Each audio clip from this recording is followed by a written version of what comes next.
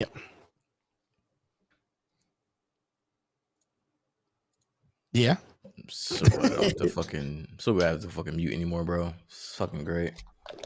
Yo, are you drinking anything over there? What's going on, bro? You got water? What a fucking lame. I keep thinking to myself, man. I wish I was that person that Ezra Miller tried to rob real late at night. I keep thinking to myself, I think that would be the best thing. Yo, what is your thing about Ezra Miller, bro? It's like everything you just always result back to him. What's up with that, bro? He's a wild dude, man. He's that one guy that you used to like when you were younger and you graduated from high school. That one guy at the parties that would be like, "Yo, I'm gonna do a fucking flip off the roof and shit." And then I've never come across in any aspect of my life across a guy or a person like I'm gonna introduce you to him when you come down to the valley. I have like 6 of those dudes. I have no interest of seeing that guy or that person.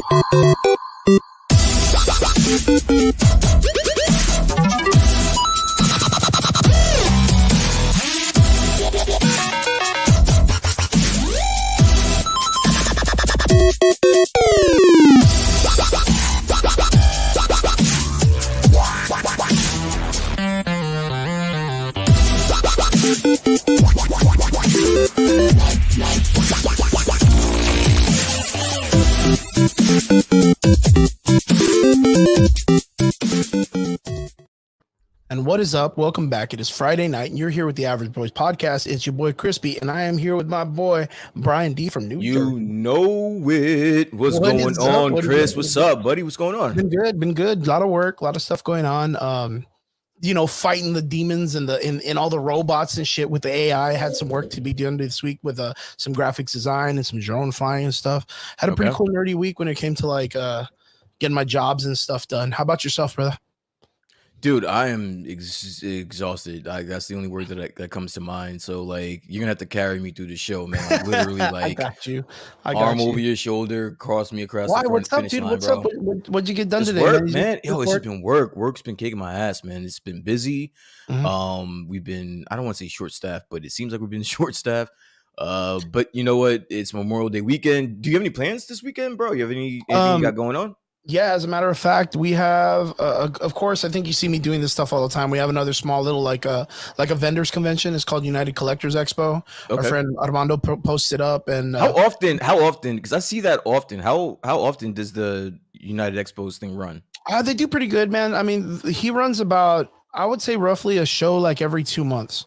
Okay. Tries to get it out there, and I mean, it's not like huge event. It's just small little area, small little convention center.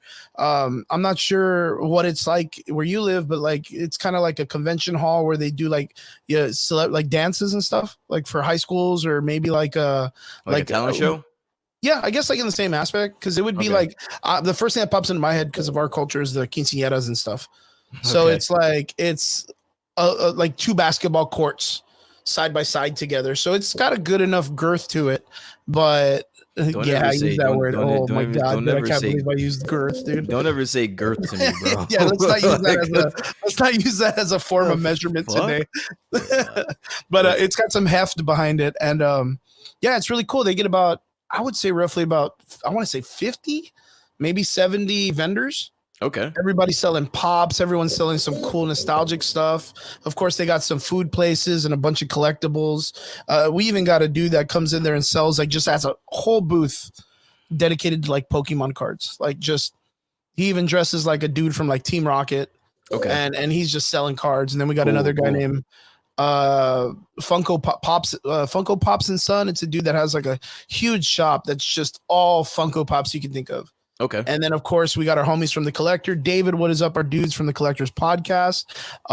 They have their shop that's there. And they have, of course, Pops is kind of what they marginalize in, but they have Yu-Gi-Oh! and what else? Pokemon cards. They have some retro video game stuff, toys and collectibles. You gotta get your guy to get me a golden freezer, bro. Like half. Is that what you're looking for? Yeah, dude. Yo, if that's what you're looking for, I'll totally find you one, man. Tomorrow will be the day that I get out there and I find some stuff, dude. I'll totally find you one. Is it like a certain series or something? Because I know you're a huge Dragon Ball fan, dude.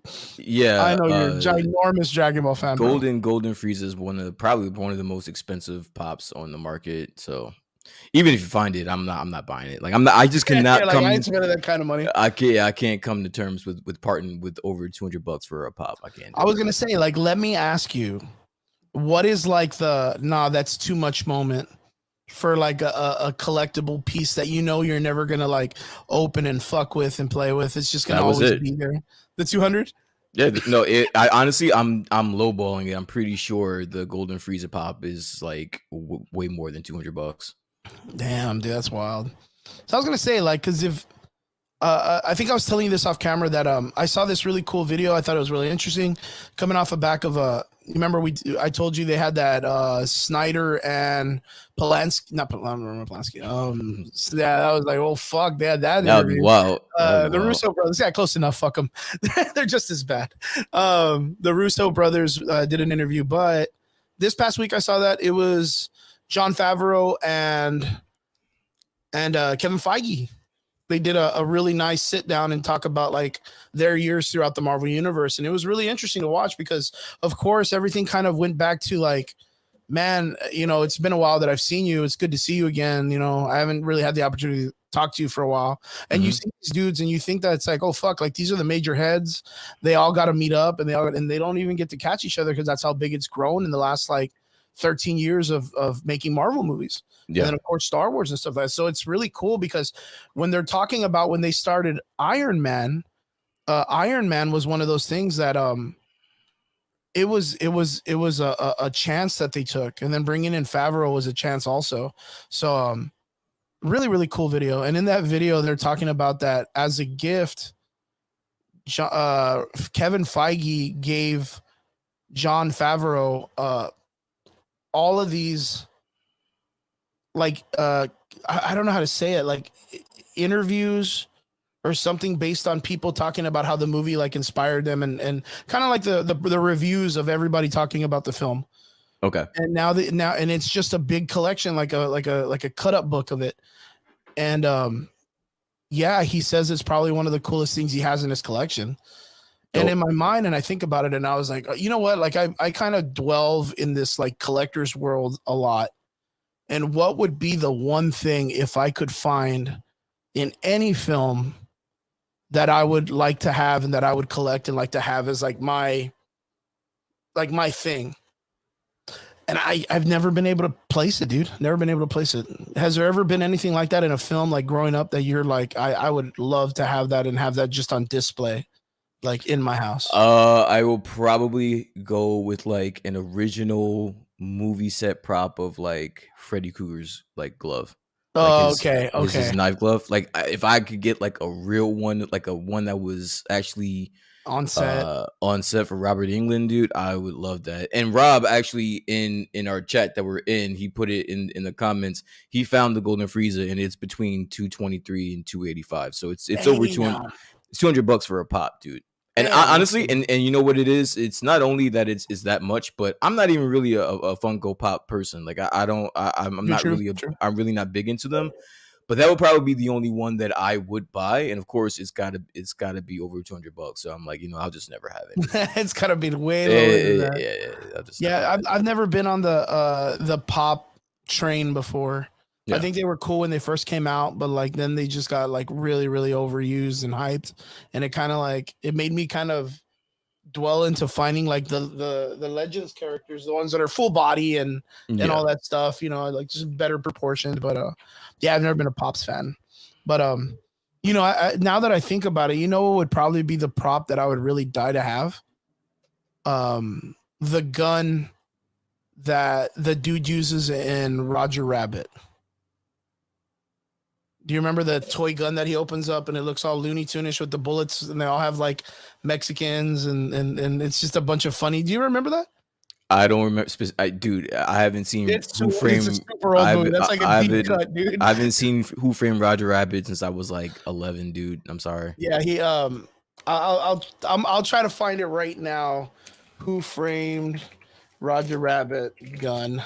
Now, see, if something was like around 75 or $50, like I would definitely go for that. But over $200, this would be a casual idea of what this gun looks like.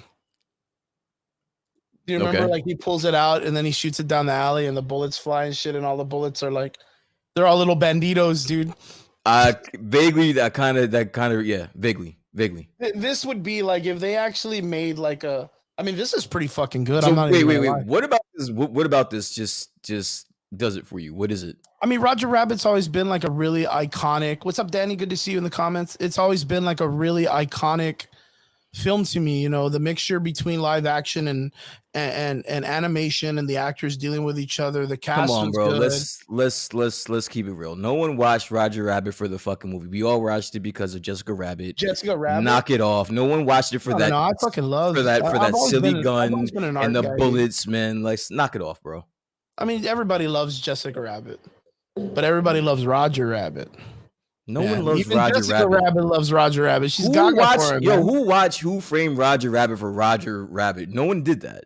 Dude, you know what you should do? If you haven't seen it in a long time, you should go back and watch it. It is such a there is literally good story. Oh, dude, you're totally gonna get Robert started, dude. Chris. Let me tell you, there is literally -0 chance of me ever watching that movie again. And if I did watch it, it would not be for fucking Roger Rabbit. It would be because I wanted to watch Jessica Rabbit walk around with her tits all out. That's what I want to see. Man, sorry, that's wild, man. Danny says, I just finished watching the Little Mermaid release. It was awesome. You know what? As a matter of fact, what is super crazy is we've heard nothing but great responses for the Little Mermaid. Yes. In fact, we were talking about this earlier that this weekend, the Little Mermaid is projected to make $125 million on its release, which is fucking fantastic. If you think about the numbers that Disney's been doing with Marvel, if it makes $125 million on the weekend, it's going to bust every other movie other than the Guardians of the Galaxy in these last couple of movies. Like easily beat those movies. And then not only that, it took, how much did it take to make the movies? Like 250 million. I think for sure with the reviews and Rotten Tomato score is like at a 94% for audience. I think they knock it out of the park. I think they reach their goals and all that stuff. And good on them, man. Of course, it's hard to compare it to the cartoon because I think, to me, in my opinion, the cartoons are always like masterpieces. But I think that's kind of like with every live action that they've done so far, that it's kind of like it feels like it's going to be a miss, and then you get to it and you're like, oh fuck, that was pleasantly surprising. The Aladdin film was really, really good. I really dug the fucking Aladdin one. It was really, really good. The music and everything did really, really well. Live action, that was probably my favorite one. Right? It was good. The Lion King was a little bit weird. I think it felt because they didn't have like the cartoony eyes and they were like actual like lion faces. I was kind of like, all right. All right. But I mean, I'm not watching it to make it look like a lion. It's a bunch of lions talking and singing songs. Like, I mean, fuck, if the eyes freak you out, I mean, them talking fucking regular English and singing and having a fucking orchestra with them should freak you out. Yo, you know which live action movie that's very underrated that no one really talks about out of all the ones that came out recently? The Dumbo one. The Dumbo one. And Beauty and the Beast. I saw the Beauty and the Beast. The Dumbo one was directed by Tim Burton. I'm a huge Tim Burton fan. And it's got the Tim Burton feeling vibe to it, right? It's a very underrated live action Disney movie. When Danny says she didn't like Mulan. Yeah, I wasn't a big fan of Mulan either. I fell asleep twice. Yeah, it was a little bit daunting. Like at the beginning, they almost made her seem like she had like special powers and shit. And I was kind of like, that's a little weird. What's up, Dave? What's up, Mike? What's up, Mark? What up? Good to see you. Mark. Everyone in the comments, just what's going on, guys? Yeah, we're good to see you guys. Good to see you. Michael Betancourt says that film was the first major crossover between Disney and Warner. He's talking about Roger Rabbit. It really did. During that time, it was a big jump. It was crazy. And it didn't do bad either, man. That was the first time you saw Bugs Bunny and Mickey Mouse in the same film. Yeah. Same film. It was good. I think you're kind of right. Like, I don't know what the replayability right now would look like, but I'm telling you, it'd probably be better than the new Space Jam. It's probably, I think story wise would be better than New Place, man. Oh, what's up, Chew and you, man? Oh yeah, do the podcast. Those guys are from down here, man. Nice to see you guys, man. Thank you for jumping in. Thank you for joining in, man. Really appreciate it. Spider-Verse is gonna rock. You know what? 1000%. 1000%. That's like the only movie that I'm looking forward to right now. There's no other movie coming out that I'm looking forward to. True that. I've heard nothing but great things from The Little Mermaid. A lot of people are doing early reviews on it right now, and it's been literally nothing but like, yo, this movie's actually better than the first one. I think someone in a Twitter that was being covered by another podcast was saying that every cell in the movie needs to be framed and put in a museum. And I was like, yo, I'd love to hear stuff like that. I think the first Spider-Verse movie was such an eye-opening experience in the sense of like, hey, we're going to take like a comic book art and we're going to establish it to be like a live action, and we're going to let it be glitchy, and we're going to use the little the dots like to that the artists use, and we're going to bring in all these different styles of characters, and we're going to make it work.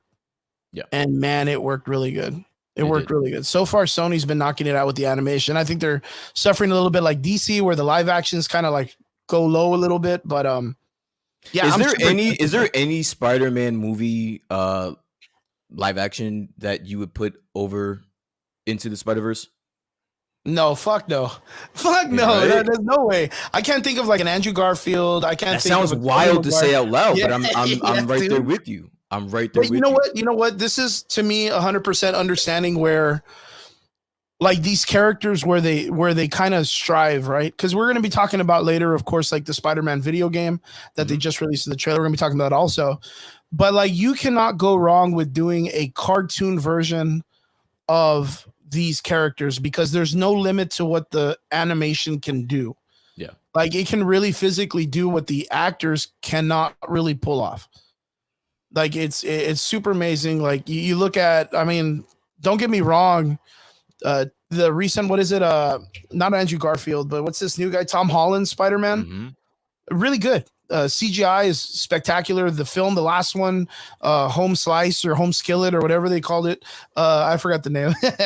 Into the Spiderlands or whatever. I don't know. Doctor Strange is here for a few minutes. I swear, you just be making shit up as you go, and I love it. I love it.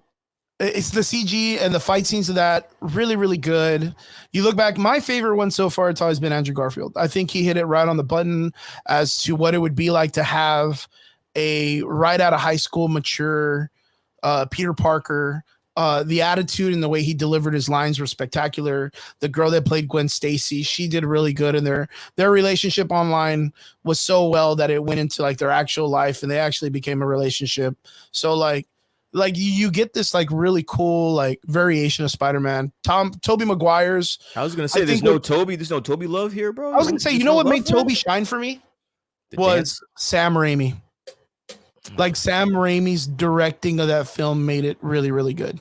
Like he hit that mark of being like a, early 2000s superhero film, very much like the Fantastic Fours and the X-Men. But when they introduced like the Venom character and they introduced of course my favorite villain was the Sandman. Like I think the Sandman was such a great character in those films. And then to see, you're thinking about it, you're like, wait a minute, was he? Out of William Dafoe as Goblin? Oh, dude, William Dafoe's great, but like that thing is Sandman. When they brought in his son as the Hobgoblin in the next story, like it was just, it really dropped the ball. Like the story of the Osborns was kind of wonky. In the first film, it was great because William Dafoe did such a great job. William Dafoe should be the next Joker. William Dafoe should be the next president, bro. That guy is fucking awesome. Yeah, bro. Fuck just the Joker. He should just be the next everything, man. Yeah. Alfredo, you know what? And it's so hard because all of those fucking villains in Tobey Maguire's film, they were all heavy hitters. Because you look at it like Alfred Molina, man, Doc Ock. Doc Ock, his villain arc in the story was fucking spectacular. The only one that dropped the ball was Harry Osborn, the fucking kid, like came in with like a flying snowboard, looking like a modern warfare character. The other one that dropped the ball was the fucking Sandman. No, dude, not even. His story was. He was the worst villain of all of those movies, bro. Are you kidding me? The thing is what made it really good was the actor that played Nothing. his role in the story was at the end when you have to cope with him. You know what he reminded me of? The animated cartoon of the Dr. Mr. Freeze, right? Mr. Freeze's animated character in the animated show revolutionized the Mr. Freeze character. Okay. Do you know what I mean? Do you get that or no? Because every It other revolutionized. I think you're over revolutionize exaggerating, but yeah, I see what you're saying. It was dope. It was a sad like story. It kind of gave Mr. Freeze a little bit more ambition as to why he's depth, man. It doing what he gave him did. huge depth. I get it, but you know what? Arnold Schwarzenegger did the exact same thing in that horrible Batman movie. So I mean, That was I really don't. bad. That was after the animated. That was way after the animated series. Same The shit. animated series was way before that. It kind of like it put into perspective that you could take a character that just like, well, I just want to freeze everything and give him something like, you know, a deeper story. And that's what the animated series did with the Mr. Freeze character. And I feel that that's what they did. Alfred Molina's character, you know, trying to be a better scientist, and his wife supported him. Then you look at the Sandman character. The reason why I made it so well is because he just wanted to get the money to save his daughter, and it literally was the speaking point for the character all the way through, like all the way through the character. Even at the end when Spider-Man's looking at him and he doesn't arrest him, like he doesn't have him arrested. He literally just lets him go because he knows, like, you know what, like I get it, like you just want to save your kid or whatever. It's a good story, dude. Sandman's a good story. Just ass. Rhino was definitely not a good character. Rhino. Wait, what was the guy's name that played Rhino? Damn. I forgot his name. It was that Michael G on something. Michael That was like, Giancarlo? yeah, but that was like the worst. That was I was horrible. Yo, there was so much potential for Rhino, dude. No, there was so no much potential for Rhino. Spider-Man. I'm gonna see that back. I'm gonna see that actor's name before we go past this real quick. Spider-Man. Michael Giamatti. Yeah. Paul. Giamatti, I'm sorry. No, Paul Giamatti. Yeah. Paul Giamatti. Good. That Michael Betancourt in the comment section. He always got names. Paul Giamatti. He is such a great actor. Like, if you ever watch Billions, he is like he's in everything he does. He's fucking amazing. I love him in Billions. But like him as the Rhino, Rhino was God. That was god awful, dude. Horrible. And he wasn't even. You know, they could have literally changed him for anybody. They could have used him for like what was his name? Gravestone. Is that his name? The fucking gray guy, the one that's always with the kingpin. They could have brought him to be any other villain, and they chose Rhino, and that was like the juggernaut of the Spider-Man universe. Like, man, dude, that was such a miss, dude. That was such a miss. But yeah, Spider-Man Spider-Verse is probably going to be like my overall top of the line. They can't even come close live action, because what are they going to do? Morbius? I mean, come on, man. Are they going to do what's this one that's coming out that's going to be an instant failure? Kraven the Hunter? Like, are you interested in seeing that movie? Fuck no, I'm not interested in seeing that. I don't. If there's Tombstone, there you go, Tombstone. It was Tombstone. If there's anyone in the comments section that is like waiting to buy the pre-sale tickets of Kraven the Hunter, can you please let me know? It's Morbin time. And not only let us know, but tell us why you're lying. Yeah, tell us tell us why you're lying. Yeah, tell us where they touched you, man. Let us know why it is that you're waiting for, because I am oh, Lobo. Fuck yeah, I'm waiting for Lobo. That would be great. Would that be a character you would want to see in the DCU universe? Are you familiar with Lobo's character? I am. Kind of. Yeah.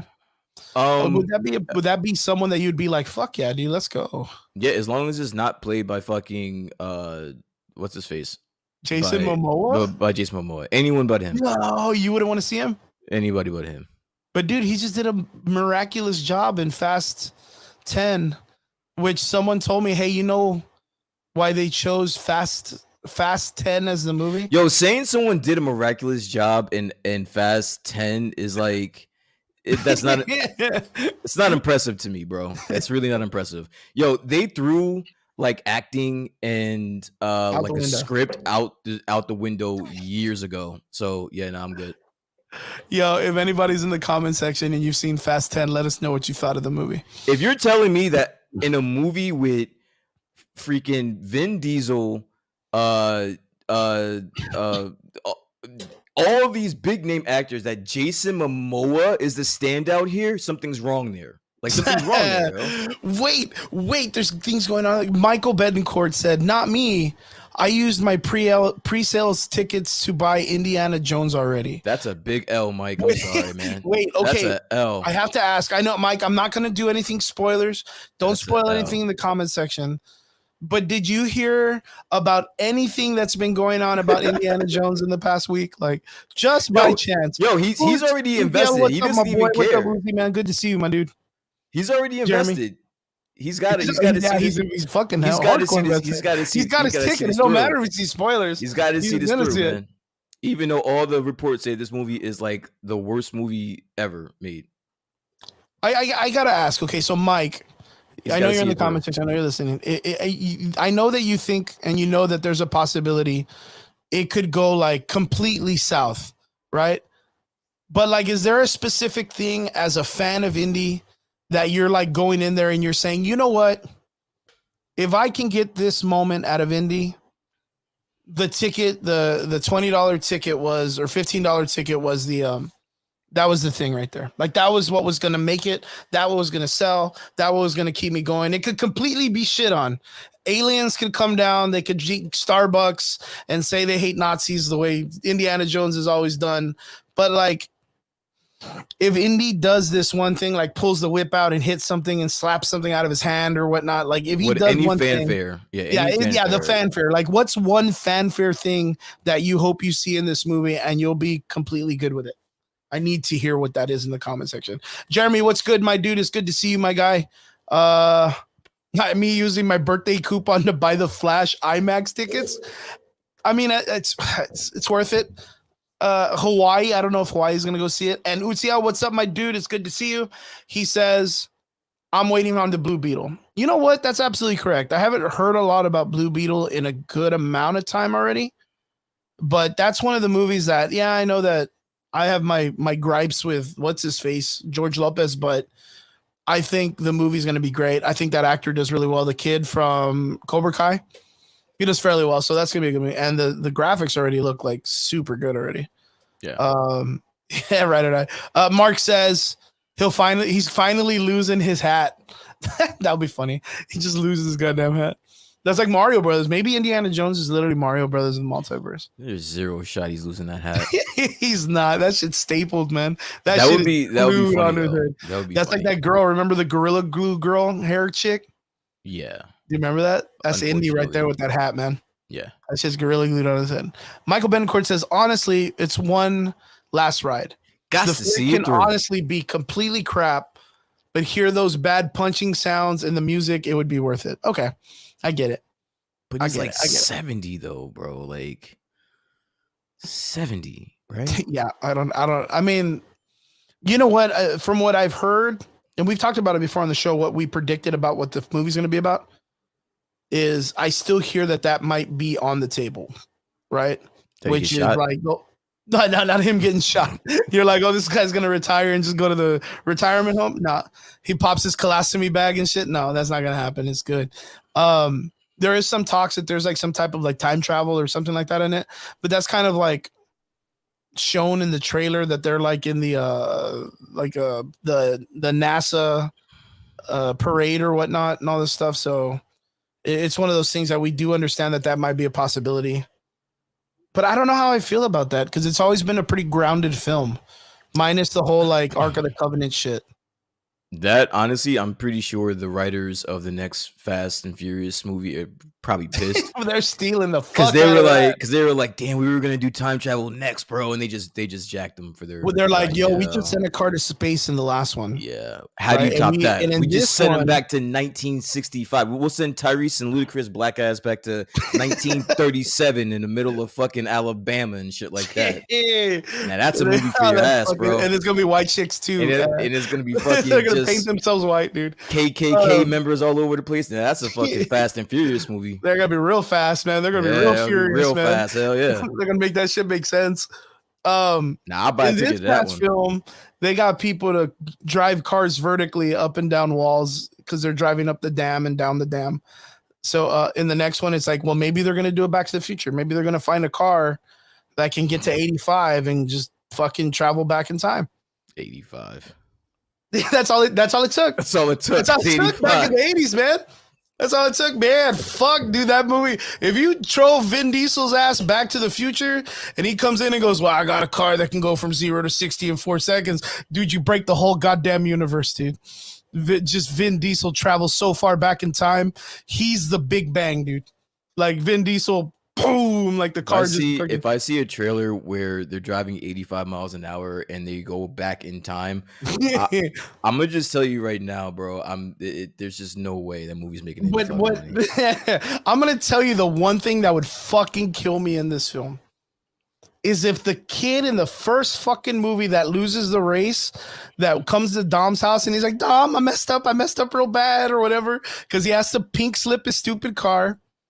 If he ends up being the major fucking villain of all fucking 28 movies, like at the very end, he shows up in a fucking suit and he's like, remember me, Dom? And it's that one kid that lost the fucking race in the beginning of the movie.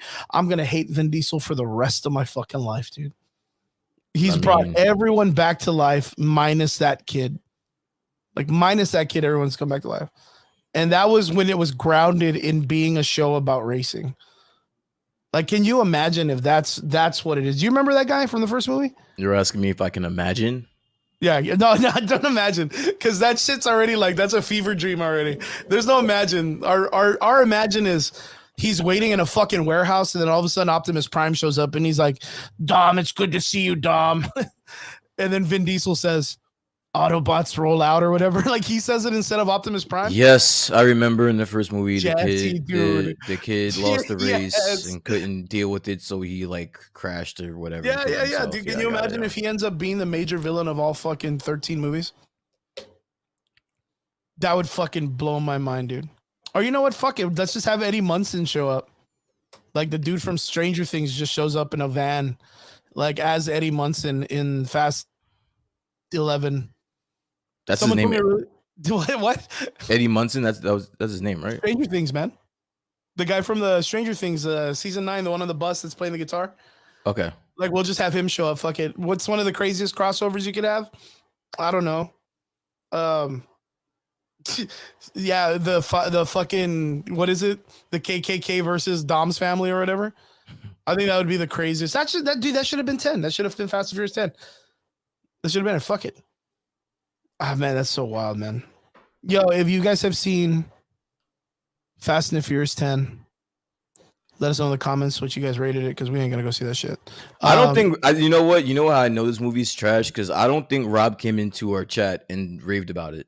He didn't tell us how awesome the movie was. That's how I know. I think the other thing he said was that this was a really great Jason Momoa movie, and I was like, wow, this has got to be really bad, because like Aquaman was not even a great Jason Momoa movie. That was all about him. Watch it because I liked Aquaman. No, I mean, I liked it, but it was not a great movie. No. I liked it. It was not, dude, that movie was all over the place thinking about Aquaman 1. Going back a little bit to the comment section, Michael Betancourt says, I'm betting someone is going to make a joke by shouting at Indy that he belongs in a museum. Yeah, that sounds like a corny old man joke. Mark Velasquez says, Lucas and Spielberg are milking it for all that it's got left. True that. Wait, but you know what? As a matter of fact, how did you? I told you this off camera. How did you feel about hearing that James Cameron might be making the new Terminator movie? Why? Your face was like, oh god. Why? Dude. Why? God. I don't know. I mean, it's James Cameron. Like James Cameron can still do some things, right? Like what? Well, he did Avatar 2. I mean, it still did very well. And then he was like, yo, I'm still going to make 19 of these. And it's going to take me 38 years or whatever. But nonetheless, he still says he's going to make some. At least you looking forward to a James Cameron? I haven't seen Avatar 2. I'm not going to lie. I didn't even see the last Transformers movie. I mean, you said Transformers or Terminator movie. I'm more excited to see Terminator and Mortal Kombat than I am to see a live action movie of him. If that makes any fucking sense. Like, I like him in video games. I don't like him in real life. I think they've already, like, it's like Mark said earlier, they've already beat the shit out of that horse so bad, like, you can't beat the shit out of it anymore. I would like I to see just, something I just, different. I just don't. I'm just a big fan of not everything needs to be Redone. revisited or redone or rehashed. Sometimes it's just I get it. It's like a cash grab. I get it. But James Cameron to make another Terminator movie, I'm not looking forward to it personally. Yeah, that's true. That's the same thing in my situation. Michael Betancourt says Tyrese and Vin Diesel get transported to Isla Nublar for Fast 11 Dino Racers. I'm about it. Oh, they go back in time to like dinosaur times. Yo, I didn't even think about this. What if Fast and the Furious franchise is just a precursor to the movie Hot Wheels? Like, what if it now and all the human beings die and the cars just keep going like the movie Cars, but they like off of like the racetracks and like the prehistoric times, and they have the orange tracks and they're jumping and they have space, and what if it ends up You being know what's like amazing about you is like you think like that sober.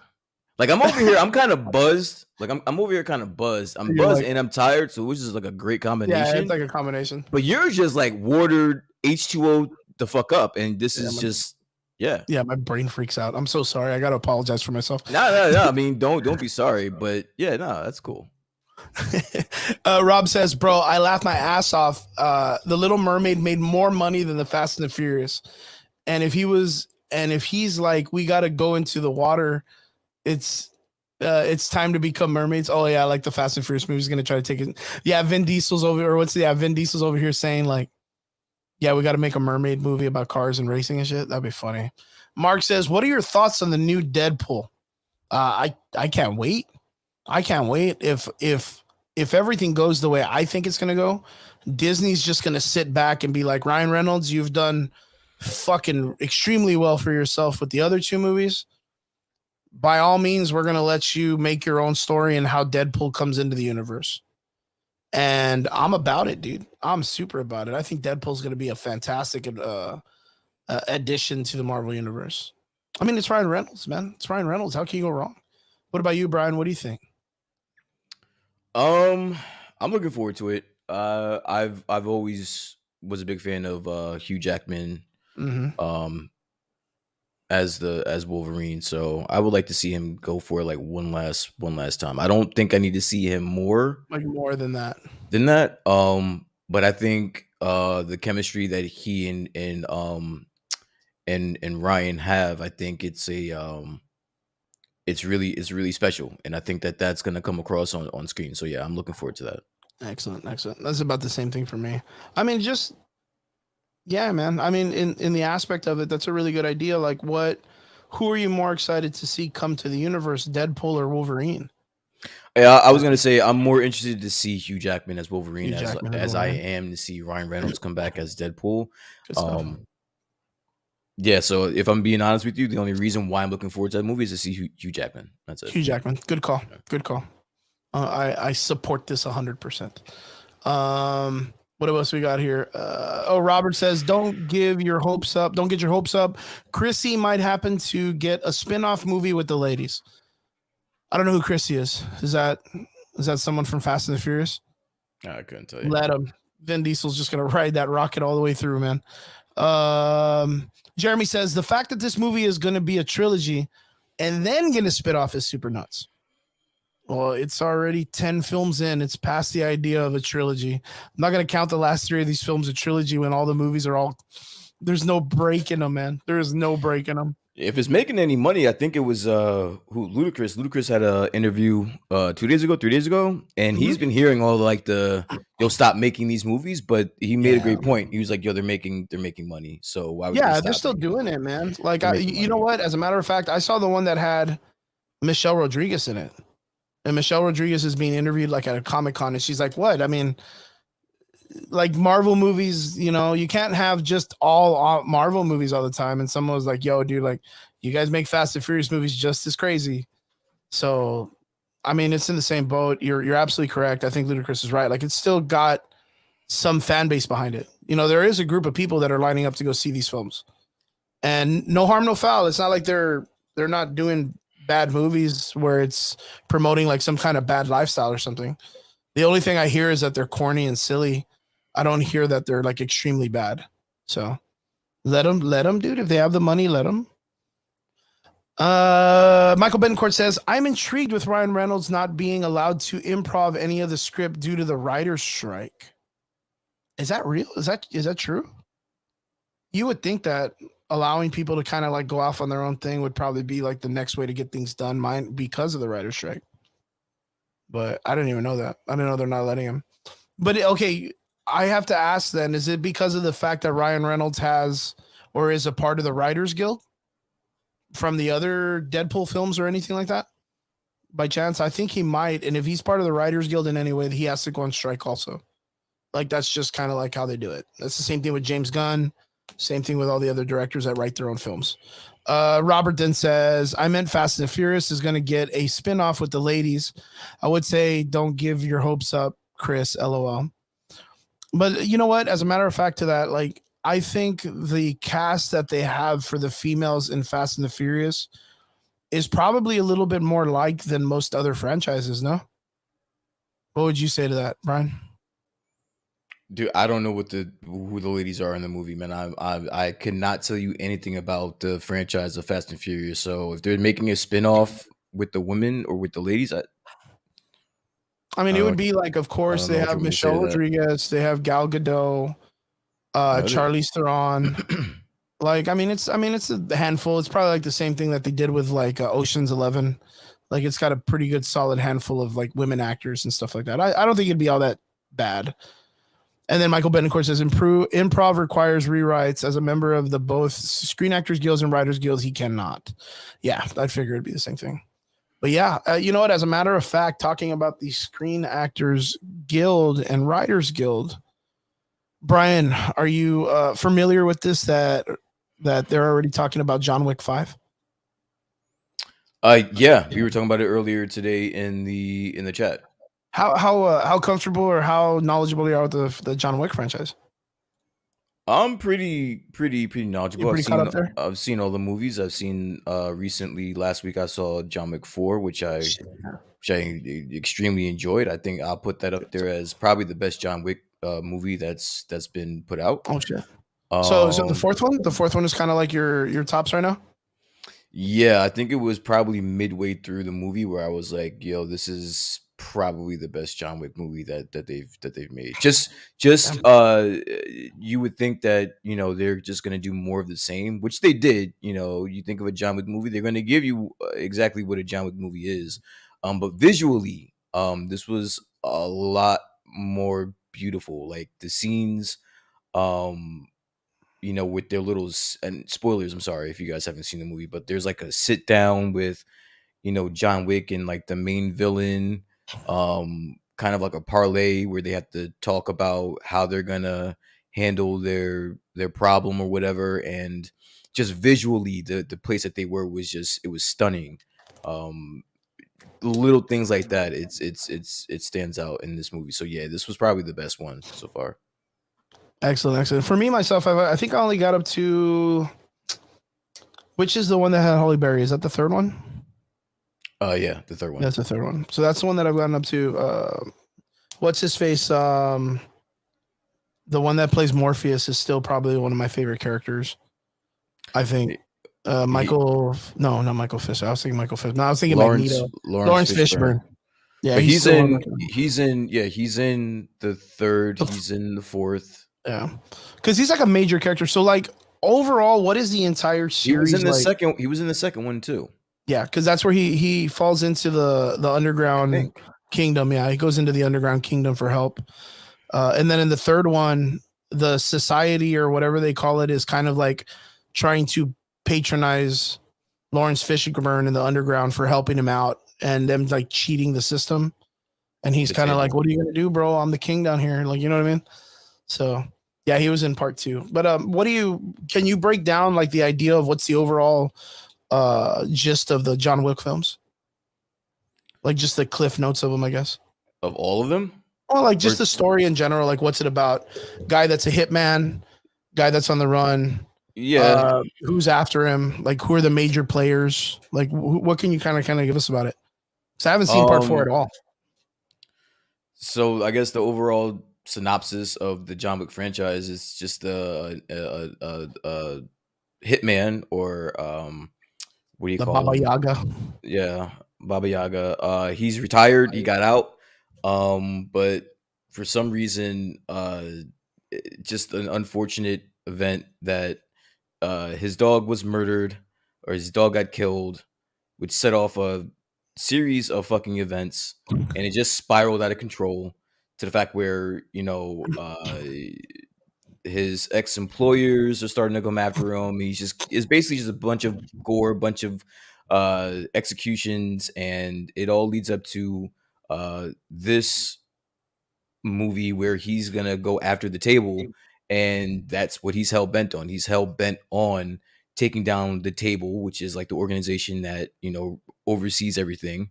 Okay. And he doesn't care. He doesn't care if you're part of the table. He doesn't care if you're untouchable. You're going to die. Like at this point, it's like surpassed uh me avenging the death of my dog and just trying to survive. Now it's like, oh, I realize the only way I'm going to be able to survive is if I kill everyone.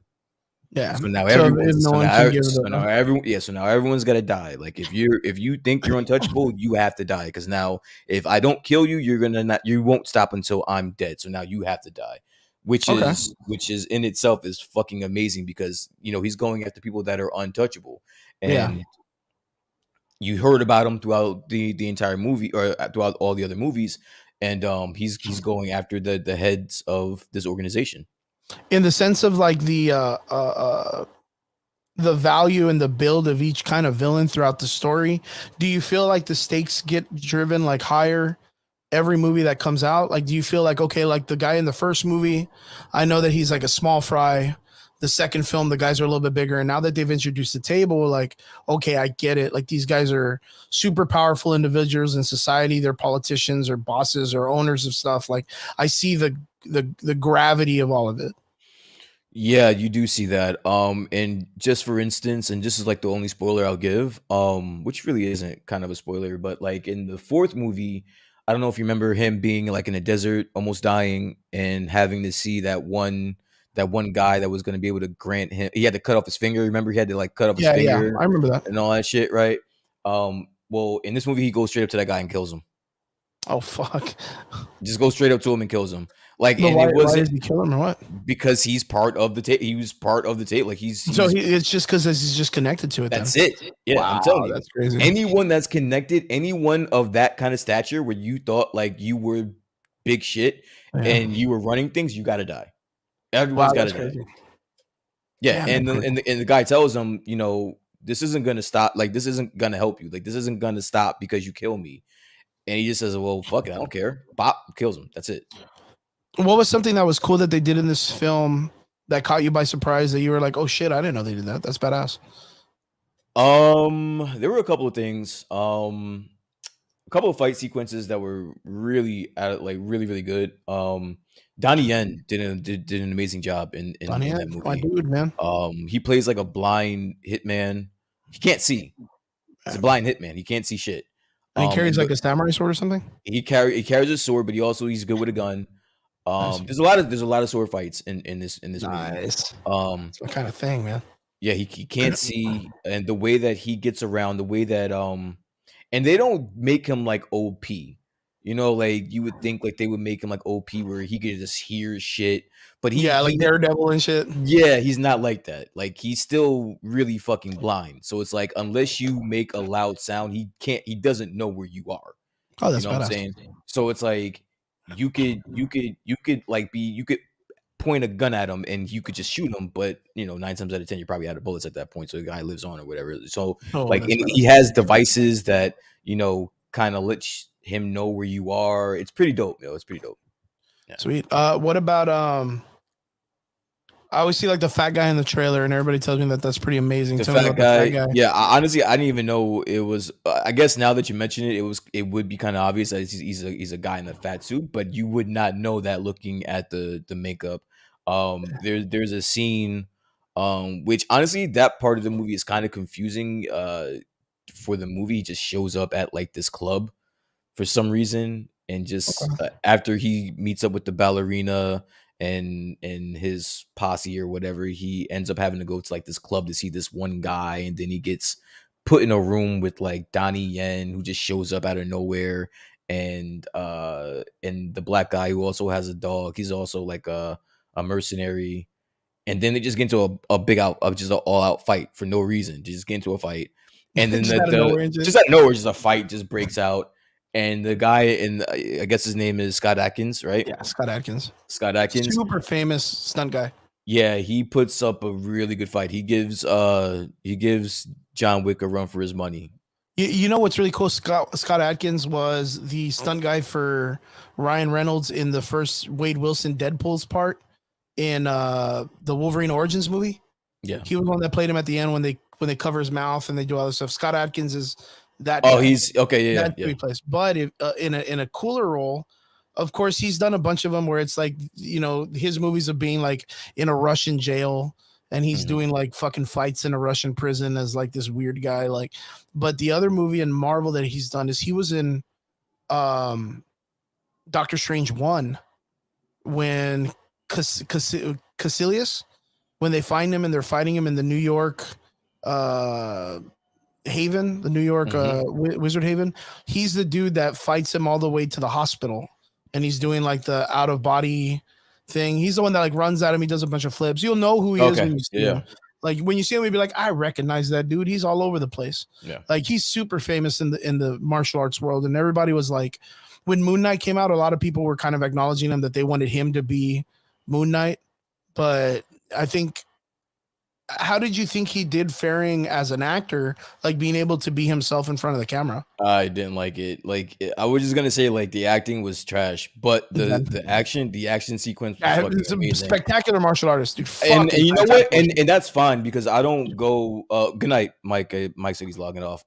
Mike, thank you so much, man. I don't listen. This is the thing about a John Wick movie. You don't necessarily go to watch a John Wick movie necessarily caring about the acting. Yeah, you're not really pushing for that. You know what this is. You know what you're getting yourself into. Let's just buckle be up. A banger. Yep, just buckle up and enjoy it. And that's what it is. So his acting, he doesn't have a large part. Like he just has this one scene where he's sitting at a table with these three characters, and I think they're playing like a hand of 5-card stud, and it was like it was bullshit. But once the fist started flying, he did his thing. Nice. Mark Velasquez says Keanu wants to do Constantine 2. I'm 100% for it. Constantine 1 was an amazing film. I always thought he kind of played an awesome John Constantine, kind of a little young, and now that he's old and weathered, I think he would be an awesome John Constantine movie. And then they can use him for like the multiverse if they want to continue using like the British guy instead of like I guess he was kind of like a New Yorker, I guess, in the Constantine movie. What would you consider him? You remember Keanu Reeves in the first one? He was kind of like a New York kind of guy. Yeah. Yeah, but he's a British character in the comics. So maybe they do like a multiverse of him, but yeah, I'm 100% for it. Jeremy says we're going to get a Ballerina series coming up, which should be good. What's up with Ballerina?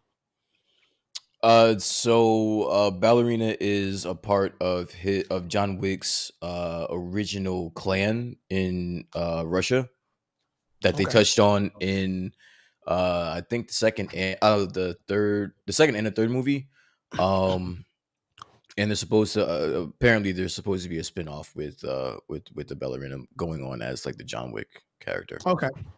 So we're gonna get a Ballerina show, and then now the talks is that there's gonna be straight up John Wick 5. Now, because you've seen part 4, I haven't seen part 4 yet. Where and what would be the possibilities of where John Wick 5 would go if they did it? Honestly, I have no fucking idea. Like I didn't realize that 4 was going to be going directly at the table. So at this point, I really honestly I have no idea where they're going with this. Yeah, it's kind of up in the air. Okay. Well, good stuff. I still want to go check it out for sure. It's something that I'm pretty interested in. So yeah, that would be really, really cool. And you know what? What's really, really cool? And I was going to bring this up. Well, I want to talk about this a little bit, but I don't know if it might be something that I bring up and I talk about a lot. But since it's John Wick and the story's kind of like in the same genre of storytelling and stuff like that, did you hear Metal Gear Solid is going to be getting a collection? Did you hear about this? Are you familiar with Metal Gear Solid? What do you mean a collection? So they're going to be doing a whole remake and revamp of the Metal Gear Solid storyline, and they're going to be bringing them out for consoles, Xbox, PlayStation, PC. Everyone's going to get it. It's not just going to be an exclusive for PlayStation. No. So from what we heard, it's going to be starting off with Snake Eater, which by far is probably one of the best in the series for Metal Gear. I'm a huge Metal Gear Solid fan. But yeah, straight up, man, we're getting a collection of it, and it's going to be released for every console. How do you feel about this? And if you're familiar with the Metal Gear series, I was expecting you to carry this because I can care less, dude. I'm sorry. no, you weren't really a part of the game, or no? I don't Like, give did you ever no. get to play Metal Gear? I played a little bit of it. It's not for me. So Metal Gear Solid was such an interesting game back in the day because it kind of it picked up the PlayStation. So in the factor of what it was in PlayStation, it was on the cusp of like do you remember like Siphon Filter? Mm-hmm. So it was in that genre where you had a lot of like the espionage, Hitman. There was just so many of those games. Like I was like, how could you differentiate from one to the other? Like Tom Clancy's, and then Tom Clancy's. Like you have like all those games that came out around the same time. Yeah. Like Metal Gear Solid has been around since forever. Nintendo. Yeah, since regular like the NES. Yeah. So like, dude, yeah. No. So it was something that you were just like, yeah, it's a little too much for me. But what was cool was when it came out for the PlayStation, it changed it completely. Because it changed to like, you know, you had your better graphics. Nothing was like the Nintendo. You can do certain animations that could not be done on the Nintendo. Then when the GameCube came out, it released it and it was able to do first person. Okay. Because you couldn't do first person in Metal Gear Solid PlayStation 1. But the thing is that made Metal Gear Solid such a phenomenal game was the storytelling aspect of it. The storytelling aspect brought in real life situation and scenarios from the world and based it around this fictional world where there were like anti super bodied powers that were able to get like nuclear weapons and create their own small governing factors. Okay. And they were able to have like power and hold it against other countries. But then you realize that in the background of it, the United States government had like a super soldier program, and they had many different classifications of soldiers that they were able to take out on the battlefield. But one of them was this guy named Snake. He was based off of and cloned off of a character that was known as the Big Boss or the Boss.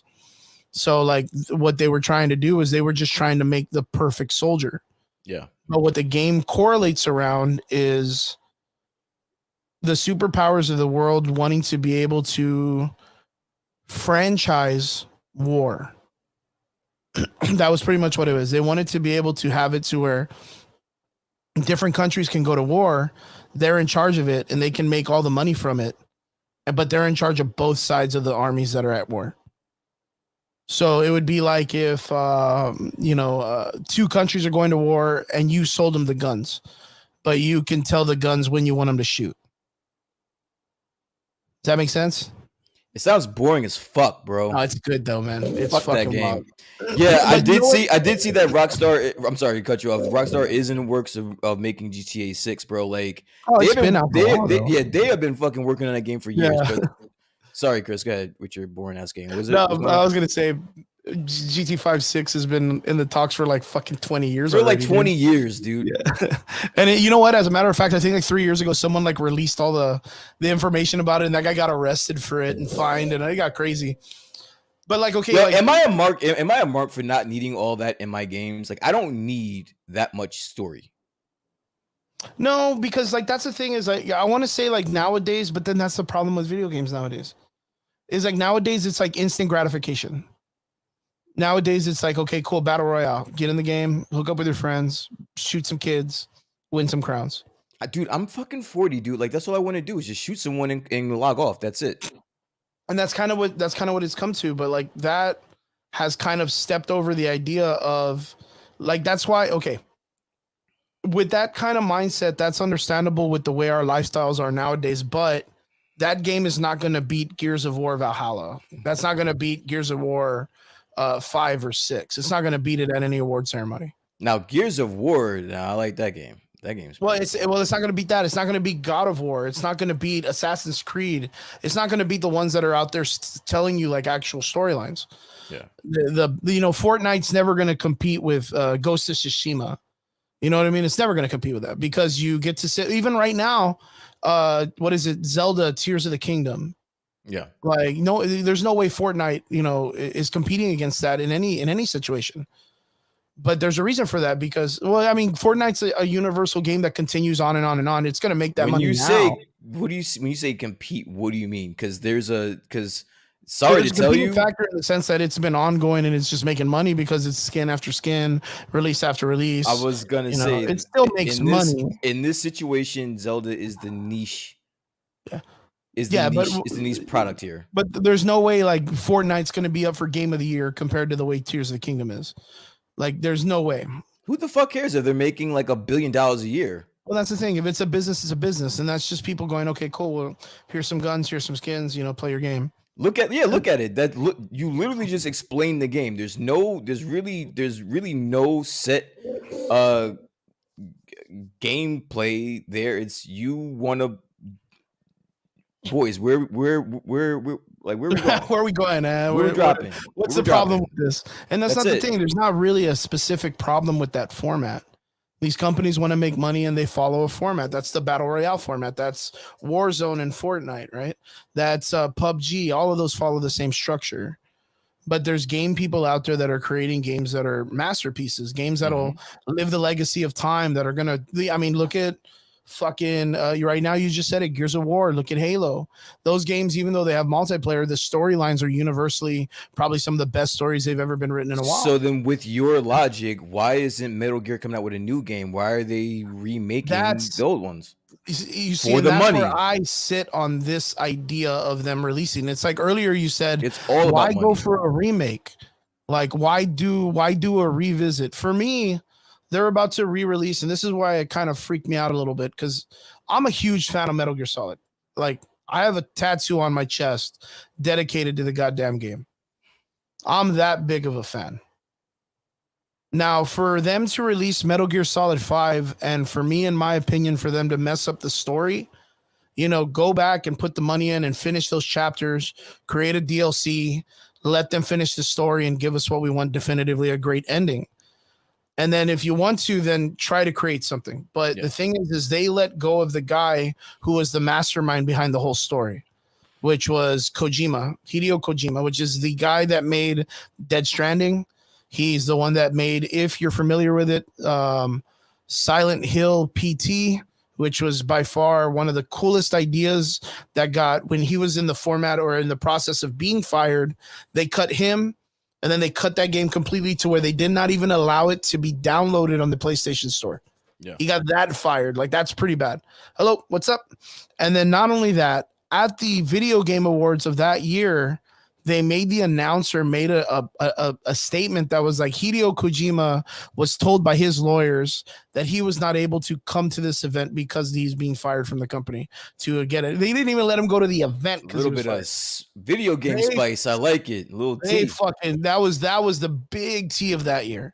Yeah. So in the process of it, you saw, you were in the chat with me, dude. It wasn't like I was like, fuck yeah, Metal Gear and all this stuff. It's like, hey, man, well, what are they going to do? You're a crap. Like, are they going to do a remake and it's going to be like Metal Gear Survive? Because Metal Gear Survive, the company Konami took all the assets that Kojima and the company put together and made this like weird zombie game based in the same universe. And it was a complete flop. It was a horrible flop. So here we are. Are we going to do a return and they're going to try to embed their own story to it?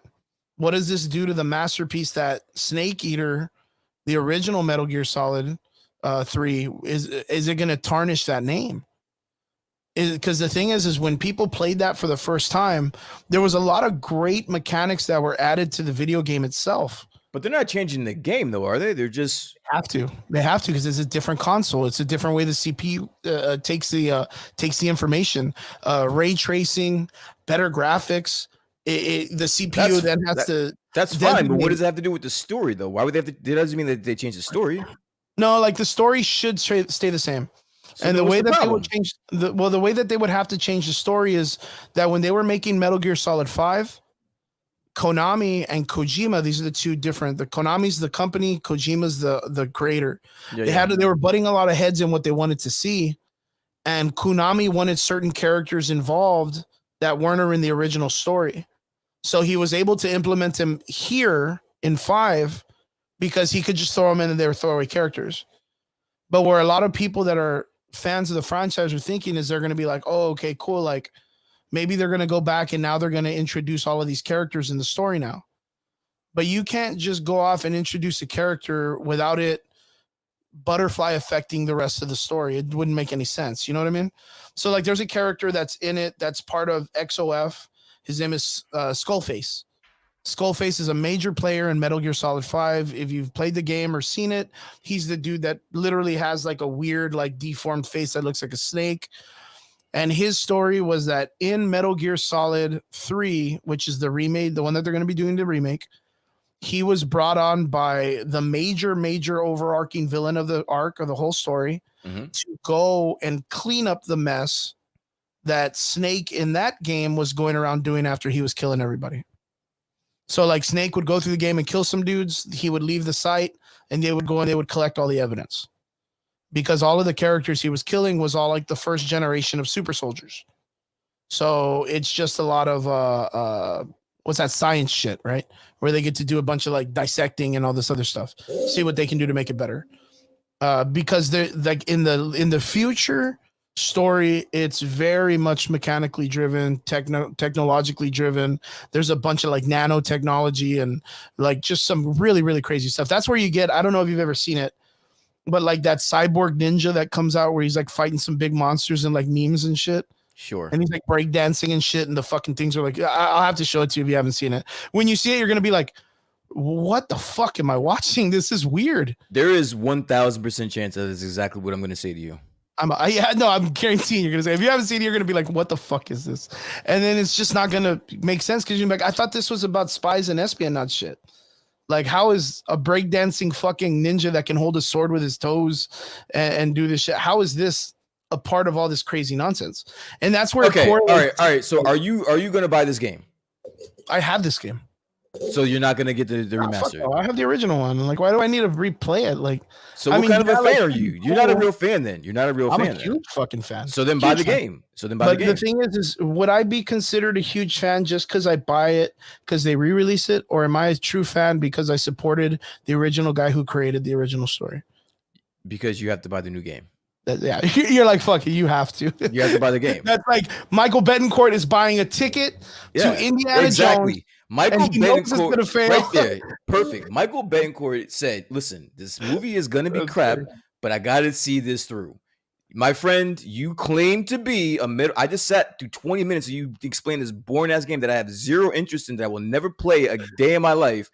You just explain to me how much of a fan you are, but you're not gonna buy this game. You're not a real fan. Then I'm sorry, bro. You know what? If I do buy it, I'll buy it for my computer. I'm not gonna buy it for like PS5 or Xbox. I'm not gonna do it. I'll get it on the PC because the PC has way more power. I can. Christella, don't let him off the hook. You're letting him off the hook. Don't let him off the hook. Look, I love it. I love that you're being, supportive, but you cannot let him off the hook. No, you have to buy this game with your own hard-earned money. Now, that's a good question that Utsiel asks. Yeah, what kind of point of view would you like to see the game in, though? Because that's different ones. There's third person and there's first person. Okay. So like what's really cool is like this was one of the first person shooter games that allowed you to be able to shoot like certain, like you can shoot someone in the foot and they'll fucking like, oh, my toe and shit. This was one of the first ones that popped off like that in the PlayStation. Yeah. And then in the GameCube, they allowed that also. So like it allowed for like these really cool like interactions with different characters and stuff like that. Yeah. So like it was just a really cool way to see the character. So like I think the choice, I've always liked the opportunity to know that you can jump between both of them, has always been the way that I kind of like that format. Or if they had it to where like there are certain situations that put you into first person and then when you run around it's third person. You know what I mean? Like I kind of do like that format also, because what's been very cool about the Metal Gear series is Hideo Kojima, as the director, always tried to engineer something that interacted so differently than any other video game that it like it kind of made you delve into the story more, if that makes sense. So like in Metal Gear Solid 1, there's a character named Psycho Mantis, and he's a telepath, right? Mhm. I have spoken. There you go. I stand corrected. I'm still listen. That's fine. She can buy it for you, but I'm not gonna. I'm not gonna consider you a real. I'm not gonna consider you a real fan.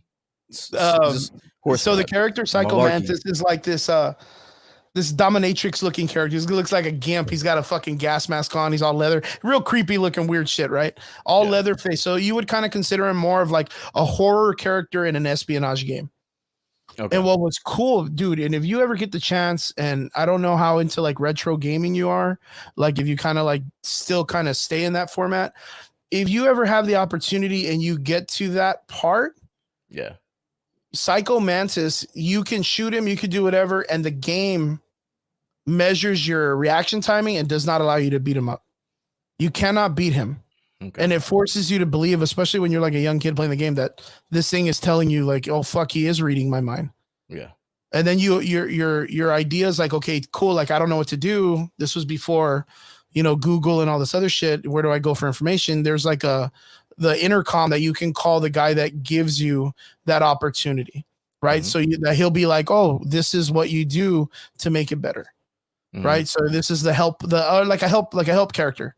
Yeah. So when you call him, he's like, oh, well, do you want me to tell you? If you message me back one more time, I'll tell you and whatnot. So you message him again, it's almost like a confirmation.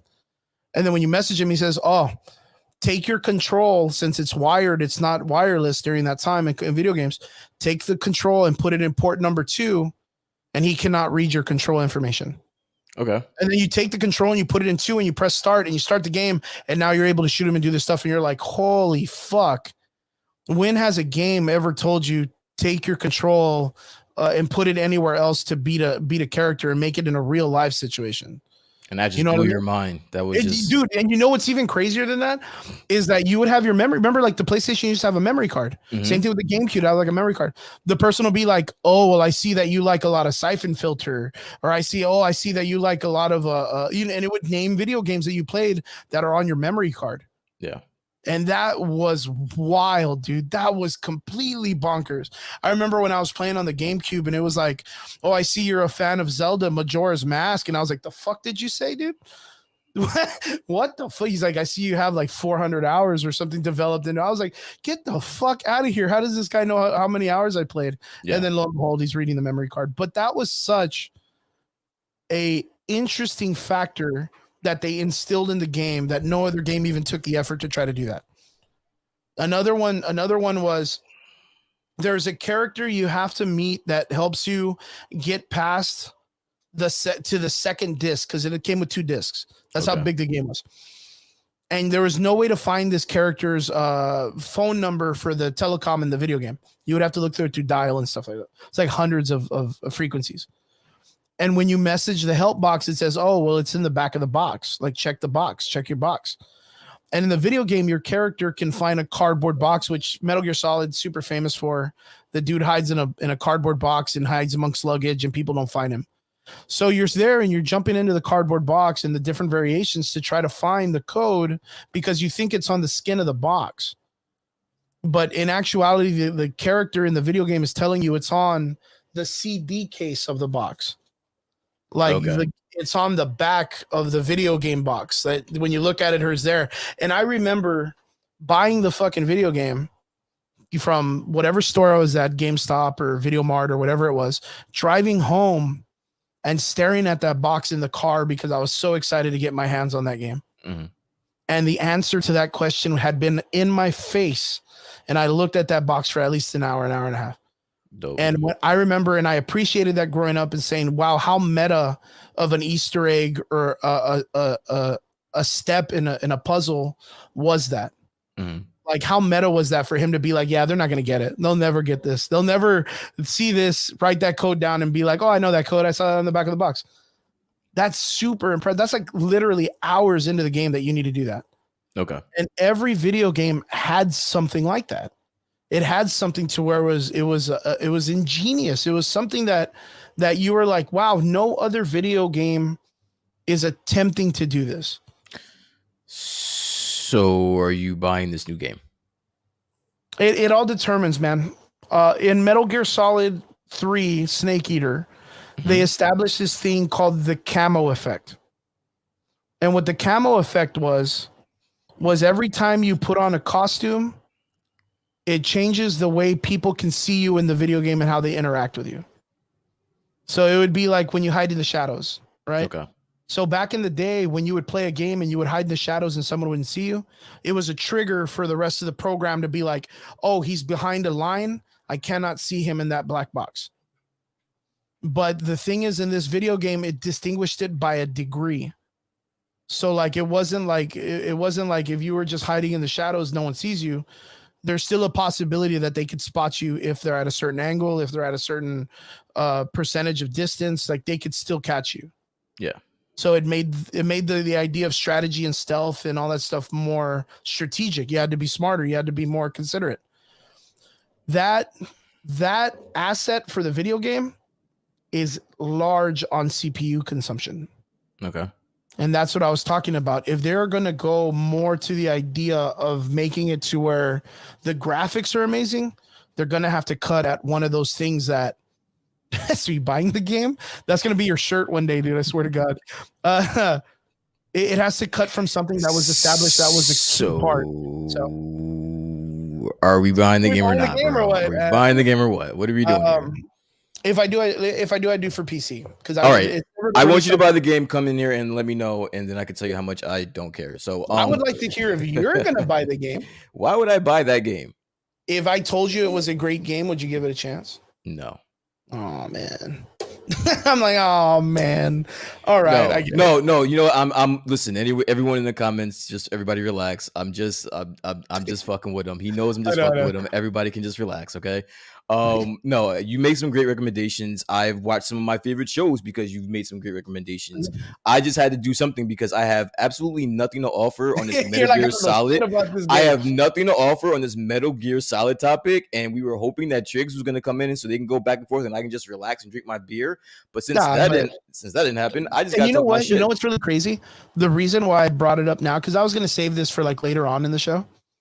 The reason why I brought it up is because hearing you talk about John Wick reminded me of how like ridiculous and out of this world Metal Gear Solid is as a story also.